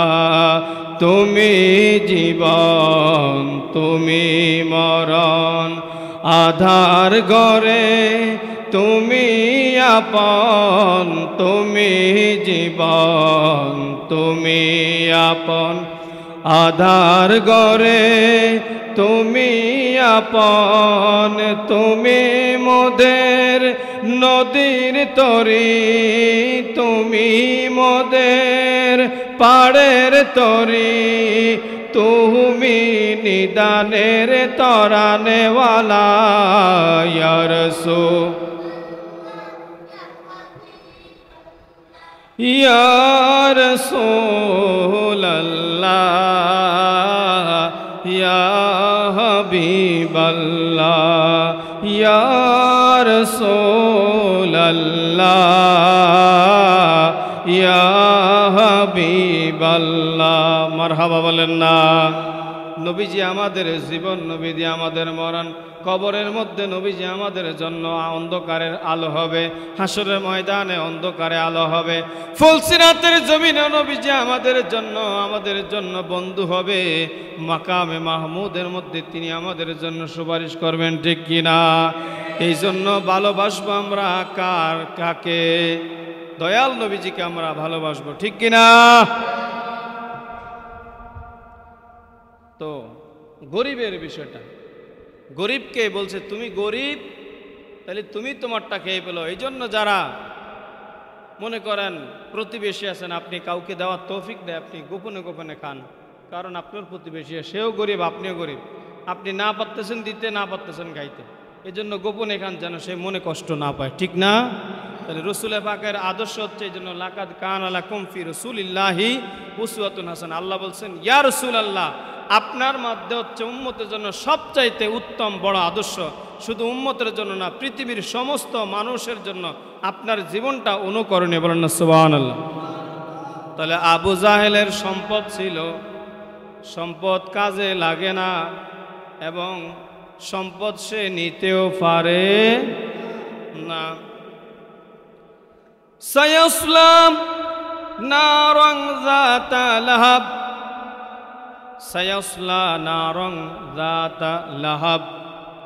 কয় আবু লাহাব অলরেডি জাহান্নামের আগুনের মধ্যে প্রবেশ করেছে, অলরেডি জাহান্নামের আগুনের মধ্যে প্রবেশ করেছে, লেলিহান আগুনের মধ্যে সে জ্বলতে আছে, জাহান্নামের আগুনের মধ্যে সে জ্বলতে আছে, জাহান্নামে সে প্রবেশ করেছে। কেন? আমার নবীজির সঙ্গে বেয়াদবির কারণে আল্লাহ তাকে লানত করেছেন। দুনিয়ার জমিনেও তার শাস্তি, আখিরাতের জমিনেও শাস্তি আছে না নাই? এই জন্য আমরা যারা রসুলের শানে বেয়াদবি করি, যারা বেয়াদবি করে, যারা আমার রসুলকে গালি দেয়, যারা অপমান করতে চায়, আমার রসুলকে ছোট করতে চায়, তারা কিন্তু কখনো জান্নাতে যাবে দূরের কথা, জান্নাতের ঘ্রাণও কখনো পাবে না। হাসরের ময়দানে যারা জান্নাতে যাবে, কাল হাসরের ময়দানে সেদিন আমার আল্লাহ ফেরেশতাদের মাধ্যমে হিসাব নিকাশের পরে যখন তারা জান্নাতে যাবে, জান্নাতীদেরকে ধরে ফেরেশতারা জাহান্নামের দরজার কাছে নিয়ে যাবে। জাহান্নামের দরজার কাছে নিয়ে যখন নিতে চাইবে, ওই ব্যক্তিরা যাইতে চাইবে না, কারণ জাহান্নামের মধ্যে সে যাবে কেন? কারণ দুনিয়ার জমিনে সে তো ভালো আমল করেছে। সে কি করেছে? ভালো আমল করেছে। তাকে নিয়ে যাওয়া হলে সে যাইতে চাইবে না। যখন তাকে বুঝিয়ে শুনে সেখানে নেওয়ার পরে বলে জাহান্নাম তুমি দেখো, এবার সে দেখবে আমি তো বিচার তো আমার ঠিক মতো আছে, তাহলে আবার কেমনে মিস্টেক হলো, আমি কিভাবে জাহান্নামে যাব? ফেরেশতারা ডাক দিয়া বলবে শোনো বান্দা, তুমি জাহান্নামে যাইবা না, জান্নাতে যাওয়ার আগে তোমাকে এখানে আনার কারণ হলো এই যে জাহান্নাম দেখছো, জাহান্নামের মধ্যে আগুন জ্বলতেছে, সাপ বিছু দেখা যাচ্ছে। যদি তুমি দুনিয়ার জমিনে ভালো আমল না করতে, আজকে এই জাহান্নামের মধ্যে তোমাকে ফেলে দেওয়া হতো। সুবহানাল্লাহ বলেন না? তোমাকে ফেলে দেওয়া হতো, তোমাকে এই জন্য দেখাইয়া দিলাম। এখন আর তোমাকে চলে, এবার তোমার যেখানে স্থান সেখানে আমার আল্লাহ বলবেন ফাদখুলি ফি ইবাদি ওয়াদখুলি জান্নাতি। হে পবিত্র আত্মা, ইরজি ইলা রাব্বিকা রাদিয়াতাম মারদিয়া, তোমাকে আমি পবিত্র আত্মা দিয়ে দুনিয়ার জমিনে প্রেরণ করেছি। তোমার আত্মাটা পবিত্র ছিল, এই পবিত্র আত্মা নিয়ে ইরজি ইলা রাব্বিকা রাদিয়াতাম মারদিয়া।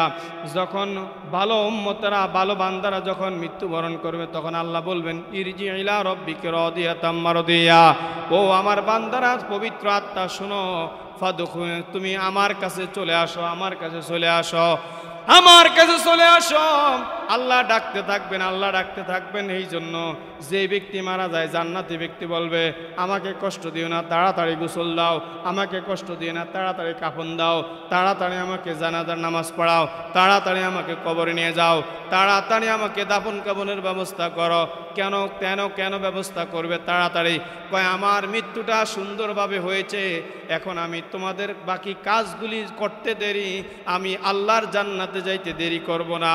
কারণ আল্লাহ নিজেই ডাকতে আছেন, ইরজিই ইলা রাব্বিকি রাদিয়াতাম মারদিয়া, হে পবিত্র আত্মা তুমি আসো। ইয়া আইয়ুহান নাস, ইয়া আইয়াতুহান নাফসুল মুতমাইন্না, হে পবিত্র আত্মা, ইরজিই ইলা রাব্বিকি রাদিয়াতাম মারদিয়া, তুমি তোমার পবিত্র আত্মা নিয়ে তুমি আমার কাছে চলে আসো। ফাদখুলি ফি ইবাদি, হে আমার বান্দা তুমি প্রবেশ করো। ওয়াদখুলি জান্নাতি, কিসের মধ্যে? কথা কয় না। ওয়াদখুলি জান্নাতি, কিসের মধ্যে যাইব? এই কথাও বুঝেন না? আল্লাহ ডাক দিতেছে, তাড়াতাড়ি আসো হে আমার বান্দা, ফাদখুলি জান্নাতি, তুমি জান্নাতে প্রবেশ করো। এখন জান্নাতে প্রবেশ করবে, এখন ওই লোকটা কি আর দুনিয়াতে থাকতে চাইবে? এই জন্য যেই ব্যক্তিটা জান্নাতে যাবে, ভালো মানুষ, তার মৃত্যু হলে সে দ্রুত শুধু বলতে থাকে, রে আমার আত্মীয় স্বজন, তোমরা আমাকে তাড়াতাড়ি দাফন কাফনের ব্যবস্থা করো। যেই ব্যক্তিরা জাহান্নামে যাবে, তার আমল খারাপ, সে বলতে থাকবে, আমি মাত্র আমার মৃত্যু হয়েছে, মৃত্যুর যন্ত্রণা এত কঠিন, তোমরা যদি মৃত্যুবরণ করতে তাহলে বুঝতা। মৃত্যুটা যখন হয় তখন তার রগগুলি সব ছিঁড়ে যায়, ঠাস ঠাস করে।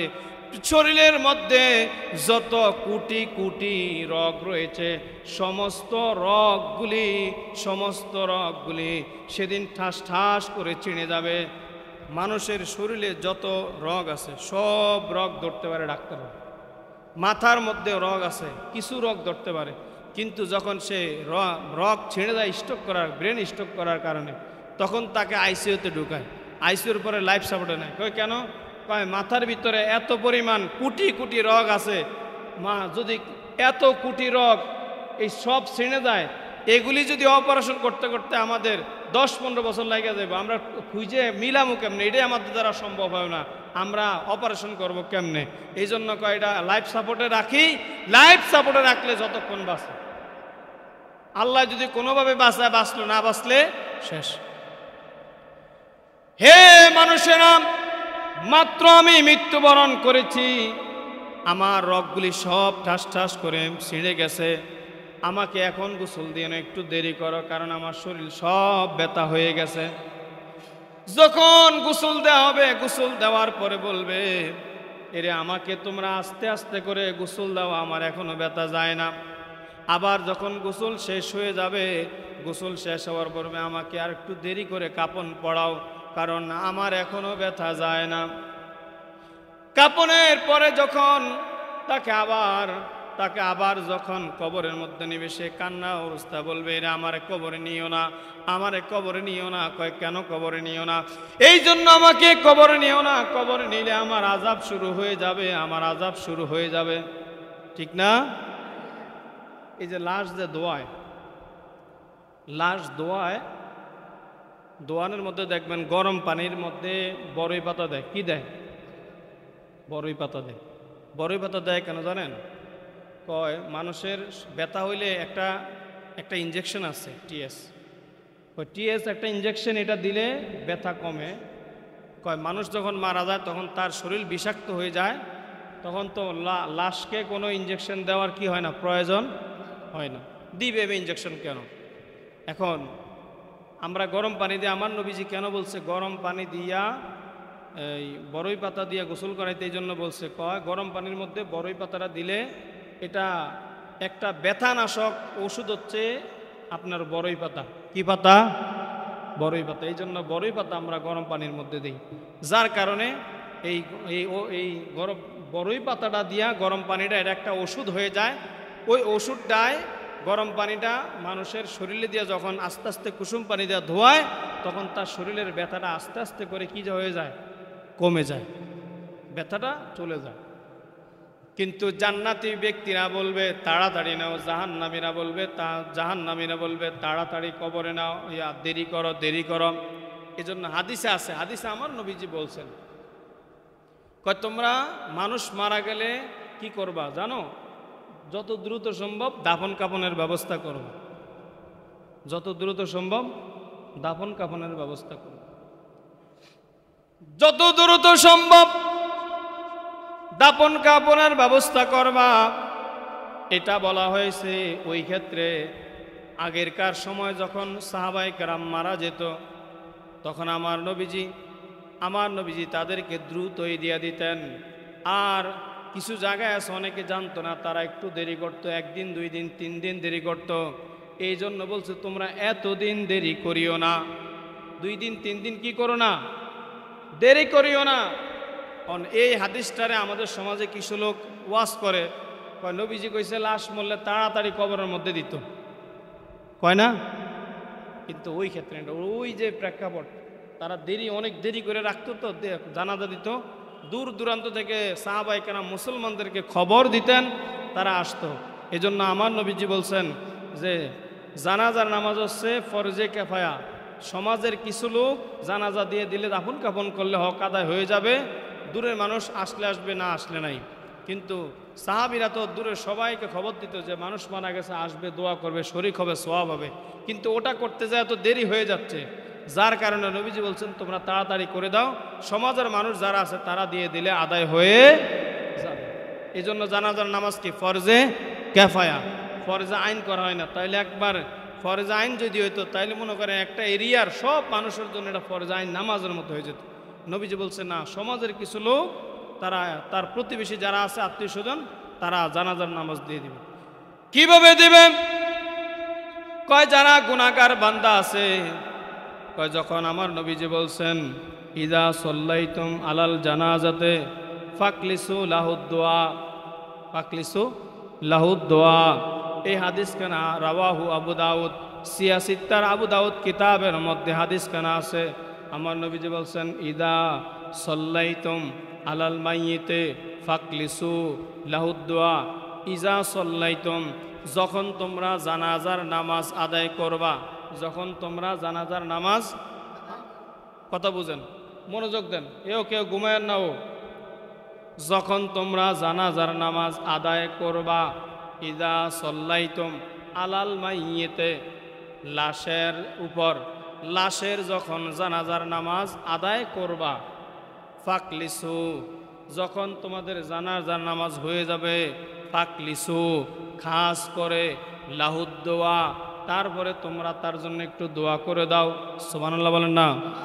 তাহলে জানাজার পরে আমার নবীজি বলছেন তোমরা লাশের জন্য একটু জানাজা শেষে দোয়া করে দাও, খাস করে কি করো? দোয়া করে দাও, খাস করে দোয়া করে দাও।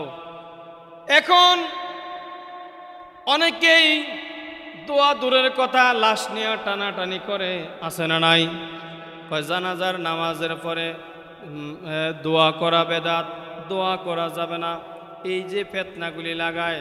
কিন্তু আমার নবীজি বলছে জানাজা শেষে সংক্ষেপে খাস করে তুমি দোয়া করে দাও। কেন? জানাজার নামাজে দোয়া হইছে, এটা আম দোয়া, আল্লাহুম্মা গফিরলি হাইয়িনা ওয়া মাইয়িতিনা ওয়া শাহিদিনা ওয়া গায়বিনা ওয়া সগীরিনা ওয়া কাবীরিনা ওয়া যাকারিনা ওয়া উনসানা, আল্লাহুম্মা মান আহইয়াইতাহু মিন্না ফাআহি আলাল ইসলাম ওয়া মান তাওয়াফাইতাহু মিন্না ফাতাওয়াফাহু আলাল ঈমান। বলেন না সুবহানাল্লাহ। কয় জানাজার নামাজের মধ্যে আমরা দাঁড়াই, দাঁড়ানোর পরে সর্বপ্রথম আমরা সানা পড়ি, সানার পরে আমরা দুরূদ শরীফ পড়ি, দুরূদ শরীফের পরে আমরা কি পড়ি? আল্লাহুম্মা গফিরলি হাইয়িনা ওয়া মাইয়িতিনা ওয়া শাহিদিনা। এই যে আমরা দোয়া পড়ি, হে আল্লাহ আমাদেরকে ক্ষমা করে দেন, হে আল্লাহ, আল্লাহুম্মা গফিরলি, ক্ষমা করে দেন, হাইয়িনা ওয়া মাইয়িতিনা ওয়া শাহিদিনা, জীবিত মৃত ছোট বড়, আপনার নারী পুরুষ, উপস্থিত অনুপস্থিত যত আছে, যারা ইসলামের মধ্যে আছে, যারা আসবে, যারা মৃত্যুবরণ করে চলে গেছে, যারা কবরের জমিনে আছে, তাদের সবার জন্য কি আল্লাহ ক্ষমা করে দেন, আমাদেরকেও ক্ষমা করে দেন। এটা হলো সবার জন্য আম দোয়া। কিন্তু আপনি যার জানাজা আসলেন তার জন্য তো কোনো খাসভাবে দোয়া হলো না।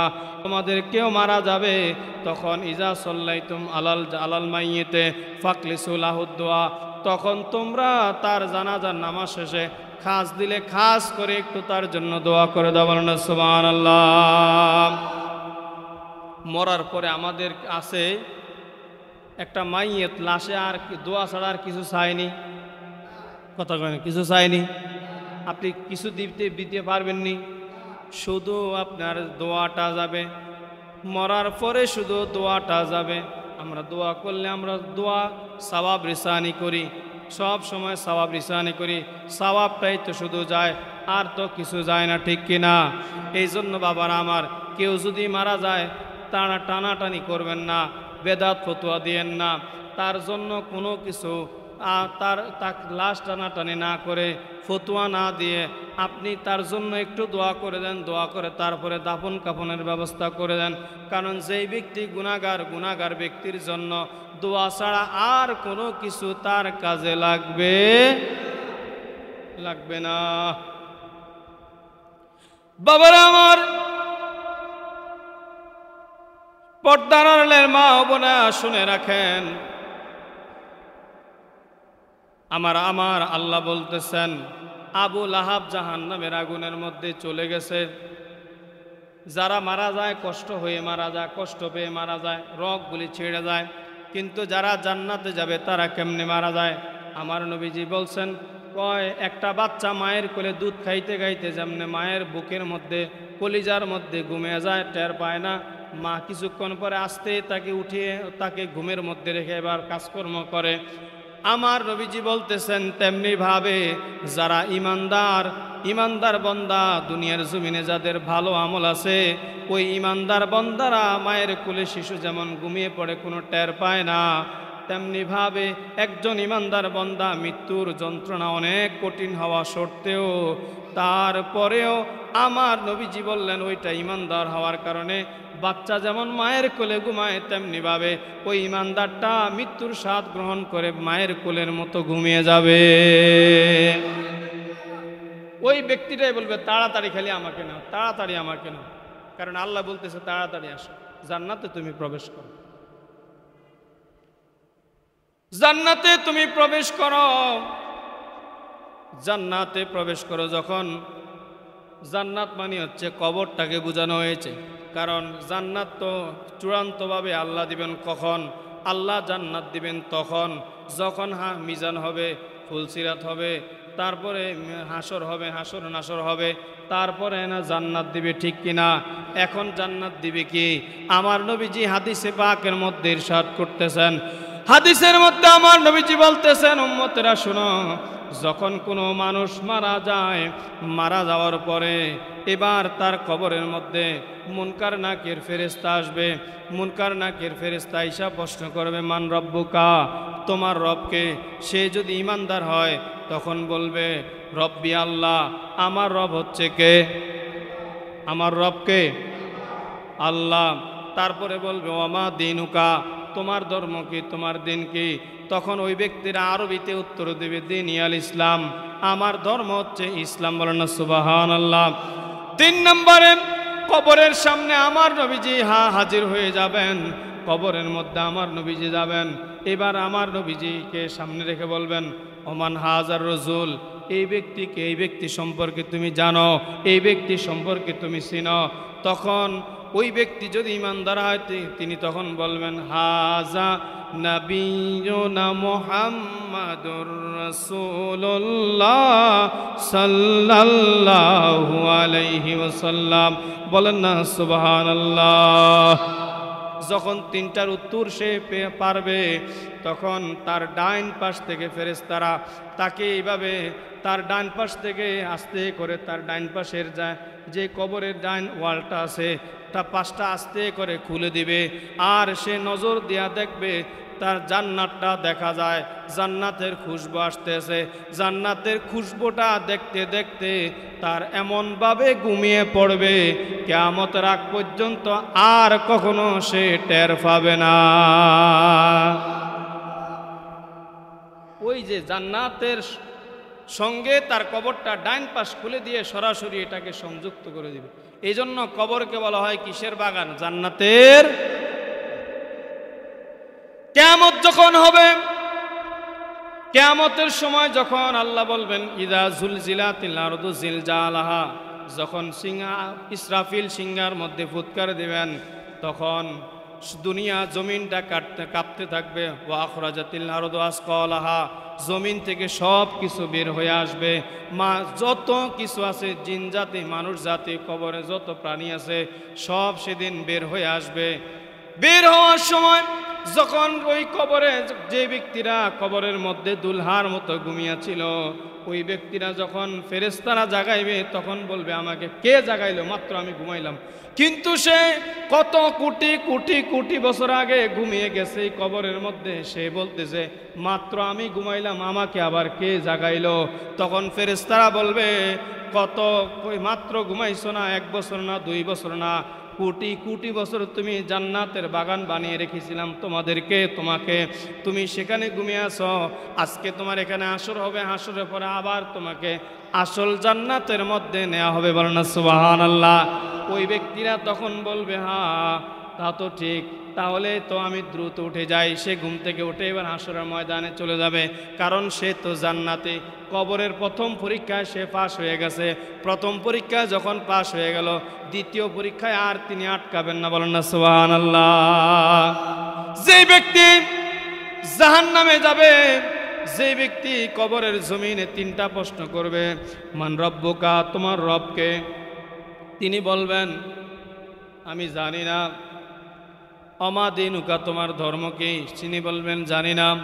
তারপরে বলবেন হাজা ওমান হাজান নবী, এই নবী সম্পর্কে তুমি জানো, চিনো? আমি তারেও চিনি না।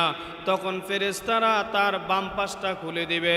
কবরের বাম পাশটা খুলে দিলে সে যখন নজর দেবে, জাহান্নামের ওই যে আগুনগুলো দাউ দাউ করে তার কবরের দিকে আসতে থাকবে। আর কবরের দিকের থেকে জাহান্নামের আগুন আসবে।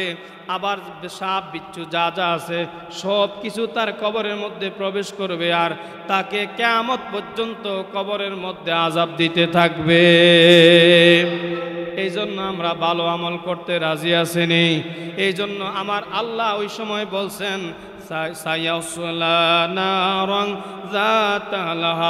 সে মারা গেছে, মারা যাওয়ার সঙ্গে সঙ্গে সে জাহান্নামের আগুন তার কবরের মধ্যে চলে আসছে, সাপ বিচ্ছু চলে আসছে। শুধু আবু লাহাব নয়, ওমরাতুহু, ইমরাতুন মানে স্ত্রী, ওমরাতুহু মানে তার স্ত্রী। কার স্ত্রী? বলেন না কার স্ত্রী? আবু লাহাবের স্ত্রী। কয় কেন? হাম্মালাতাল হাতাব, কয় সে ইন্ধনকারী, কয় সে সহযোগিতাকারী। কিসের সহযোগিতাকারী? কয় সে সহযোগিতা করেছে আবু লাহাবকে। যখন আবু লাহাব ঘোষণা দিত আখিরি নবীকে মাথা মোবারকটা যে আনতে পারো তাকে উঠ দেওয়া হবে, ওই যে ঘোষণার সঙ্গে উঠ দেওয়া অর্থ সম্পদ তাকে সাহায্য সহযোগিতা করেছে। আমার নবীজিকে ক্ষতি করার জন্য আবু লাহাব চেষ্টা করেছে। এই চেষ্টার মধ্যে সহযোগিতা করেছে কে? আবু লাহাবের স্ত্রী। আবু লাহাবের স্ত্রী সহযোগিতা করার কারণে আমার আল্লাহ বলছেন সেও কোথায় যাবে? কোথায় যাবে? সেও জাহান্নামের মধ্যে যাবে। এই জন্য আমার আল্লাহ বলছেন সেও জাহান্নামের মধ্যে যাবে। তারপরে আরেক জায়গায় বলতেছে হাম্মালাতাল হাতাব, কয় সে লাকড়ি বোঝা বহন করত। কিসের বোঝা? লাকড়ির বোঝা বহন করত। তার স্বামীকে একদিকে সহযোগিতা করত আমার রসুলের বিরোধিতা করার জন্য, আরেকদিকে হাম্মালাতাল হাতাব, সে লাকড়ির বোঝা বহন করত। এই লাকড়ি কি লাকড়ির বোঝা? কয় সেটা কাঁটাযুক্ত লাকড়ির বোঝা। কয় কেন বহন করত? কয় সে রাতের বেলায় রাস্তার মধ্যে আমার রসুল যেই রাস্তা দিয়ে হাঁটতো, সে ওই কাঁটাগুলি দিয়া সে আমার নবীজিকে কষ্ট দেওয়ার জন্য সেইগুলাকে বন জঙ্গল থেকে কাঁটাযুক্ত লাকড়িগুলি টুকে এনে এটাকে রশি দিয়া বাঁধত, খেজুরের বাকলের রশি দিয়া বেঁধে এটাকে মাথায় বোঝা করে আনতো, মাথায় বোঝায় করে এনে আমার রসুলের পথের মধ্যে দিয়া রাখতো যেন আমার রসুল কষ্ট পায়।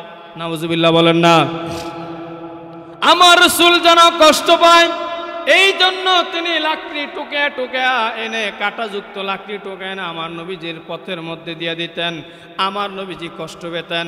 কিন্তু আমার নবীজি কোনোদিন আবু লাহাবের স্ত্রীকে কিছু বলে নাই, কারণ আবু লাহাবের স্ত্রীকে এবং আবু লাহাবকে লানত দিয়েছেন কে? আমার রসুলের তো দেওয়া দরকার নাই, আমার রসুল দেয় না, আল্লাহ তো দিয়ে দিছেন, তাদেরকে জাহান্নামের লাকড়ি বানায় দিছেন। শুধু আবু লাহাবের স্ত্রী কাটা দিত না, কাটা দিয়া কষ্ট, যখন আমার নবীজি কষ্ট পাইতো তখন সে হাসতো, সে খুশি হইতো। একটা বুড়ির গল্প আপনারা জানেননি? আরবের জমিনে একটা বুড়ি ছিল বেদিন। ওই বেদিন বুড়িটা সব সময় আমার নবীজির দরবারে, আমার নবীজি যেই দিক থেকে হাঁটা চলা করতেন আমার রসুলেরা হাঁটা রাস্তার মধ্যে বুড়ি কাঁটা দিত, আর বুড়ি ওই দেওয়ালের বা বন জঙ্গলের যেখানে আড়াল সেখানে দাঁড়িয়ে দাঁড়িয়ে সে নবীজি যখন পায়ের মধ্যে কাঁটা বাঁধত, আমার নবীজি কাঁটা খুলতেন, তখন কিন্তু ওই বুড়ি কষ্ট পেতেন, ওই বুড়িটা খুশি হতেন। একদিন দেখলো পথের মধ্যে কাঁটা নাই। পথের মধ্যে কি নাই? পথের মধ্যে কাঁটা নাই।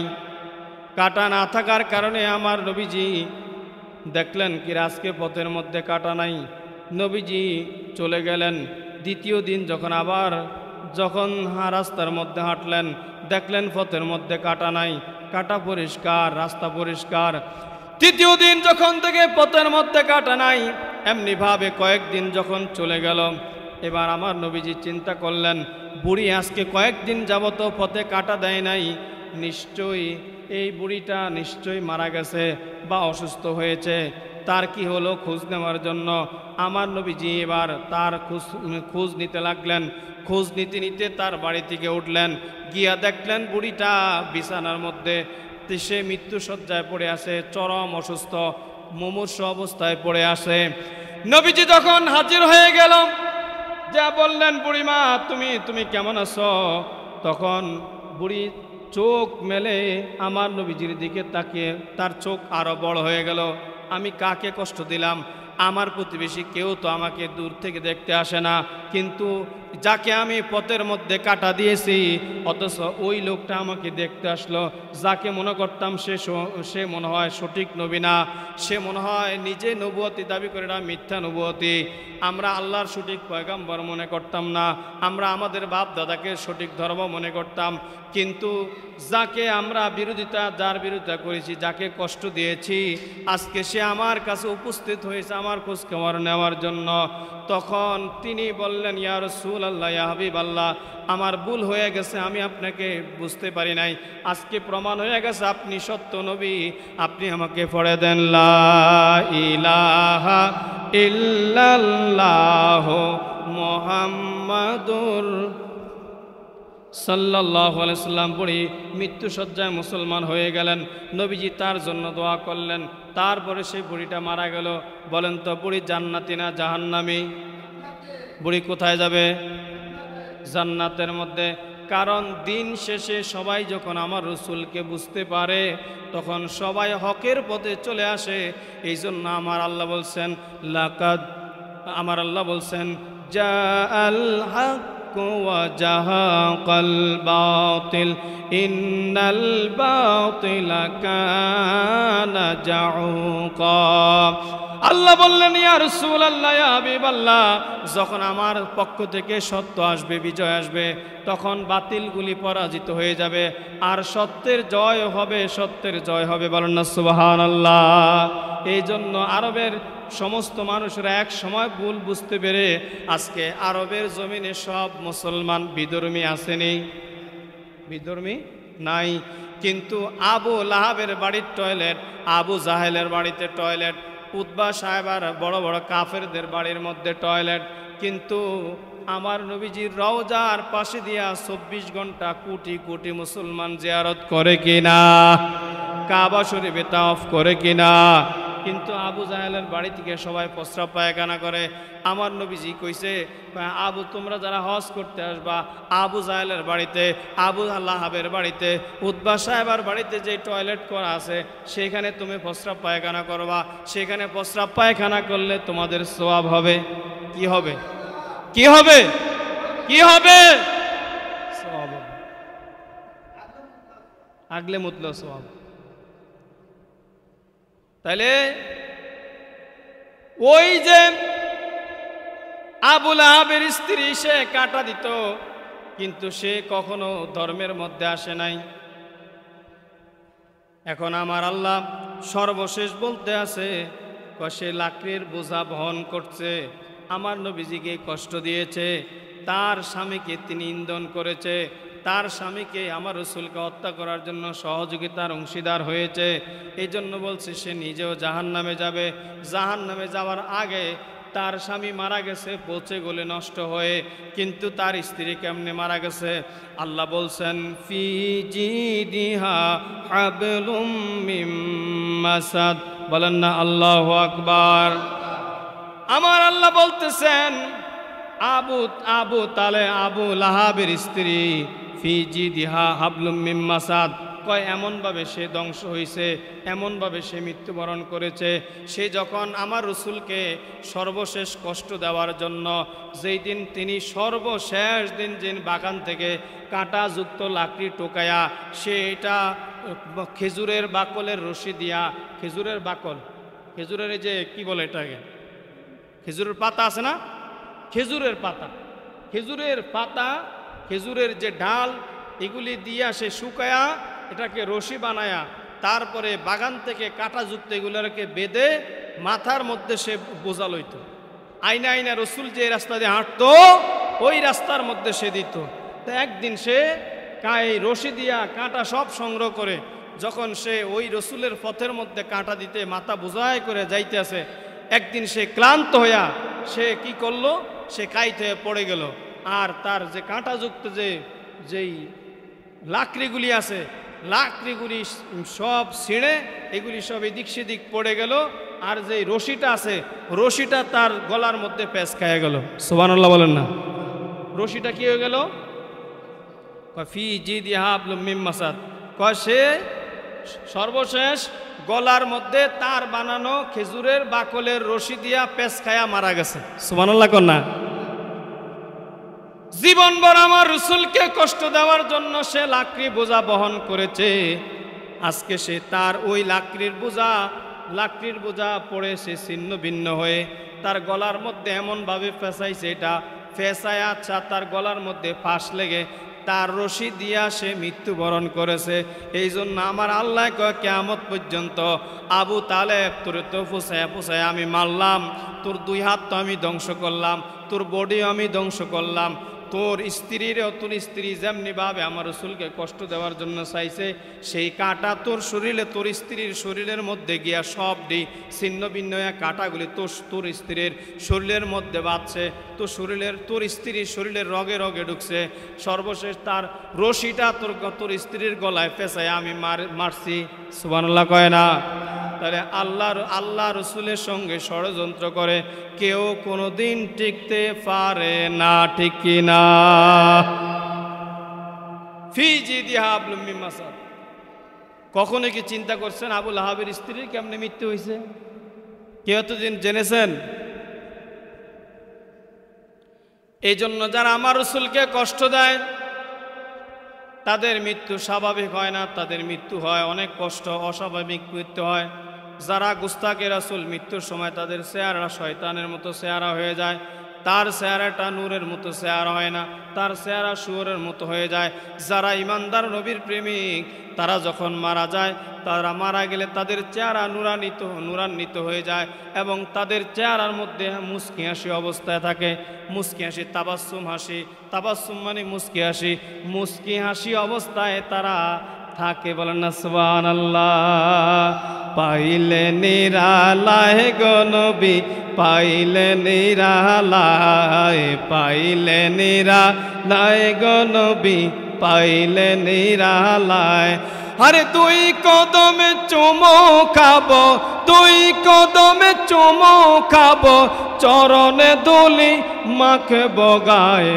পাইলে নিরালায় গো নবী, পাইলে নিরালায়। বলেন পাইলে নিরালায় গো নবী, পাইলে নিরালায়। আরে দুই কদমে চুমো খাবো, দুই কদমে চুমো খাবো, চরণে তুলি মাখবো গায়ে। পাইলে নিরালায় গো নবী, পাইলে নিরালায়। বলেন পাইলে নিরালায় গো নবী। সোনার মদিনা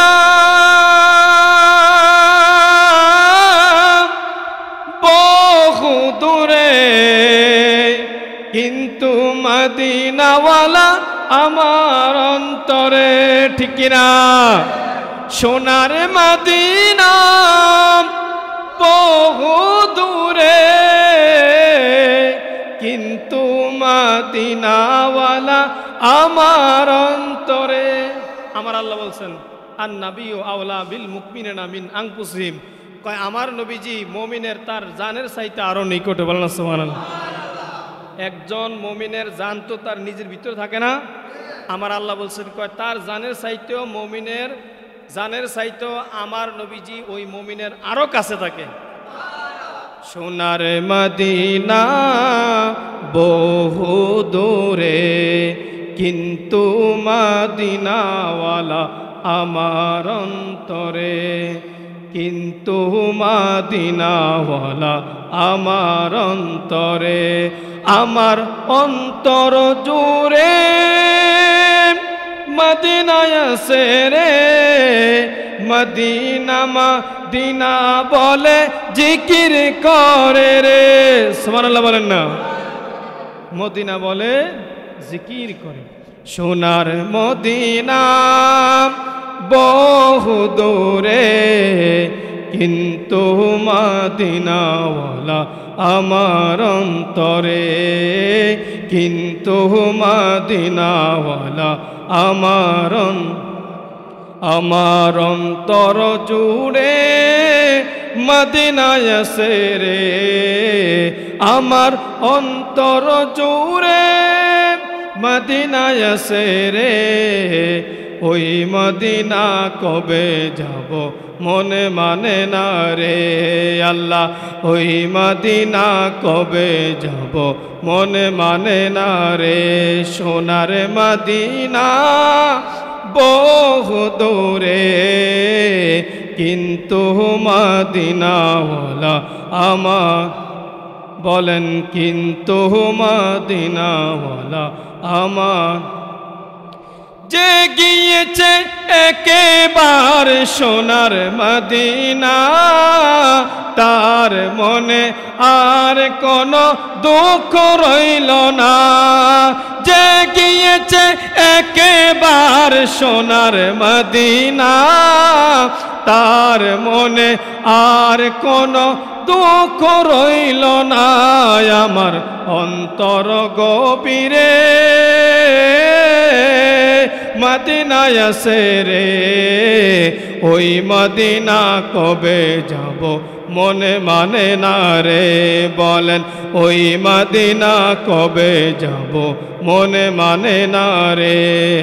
সোনার মদিনা বহু দূরে, কিন্তু মদিনাওয়ালা আমার অন্তরে, কিন্তু মদিনাওয়ালা আমার অন্তরে।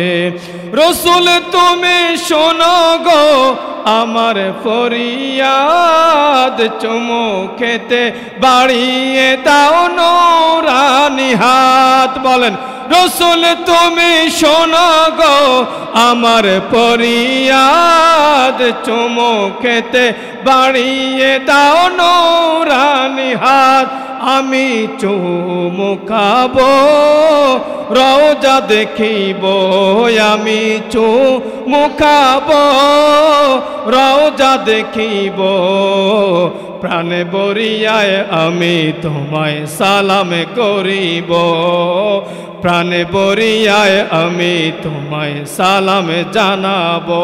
বলেন সোনার মদিনা বহু দূরে, কিন্তু মদিনাওয়ালা আমার আল্লাহ, কিন্তু মদিনাওয়ালা আমার অন্তরে, আমার অন্তর গভীরে, আমার অন্তর গভীরে মদিনায় আছে রে। মদিনা মদিনা বলে জিকির করে রে আল্লাহ, মদিনা মদিনা বলে জিকির করে রে। সোনার মদিনা বহু দূরে, সোনার মদিনা কিন্তু মদিনাওয়ালা আমার অন্তরে আল্লাহ, কিন্তু মদিনাওয়ালা আমার অন্তরে। সুবহানাল্লাহ বলেন না। মদিনাওয়ালা কোথায় আছে? আশিকদের অন্তরে, মুমিনদের অন্তরে, মুনাফিকের অন্তরে, নাপাকের অন্তরে নবীজি কখনো থাকতে পারে। এই জন্য আমাদের আকীদা হচ্ছে হাজির ও নাজির।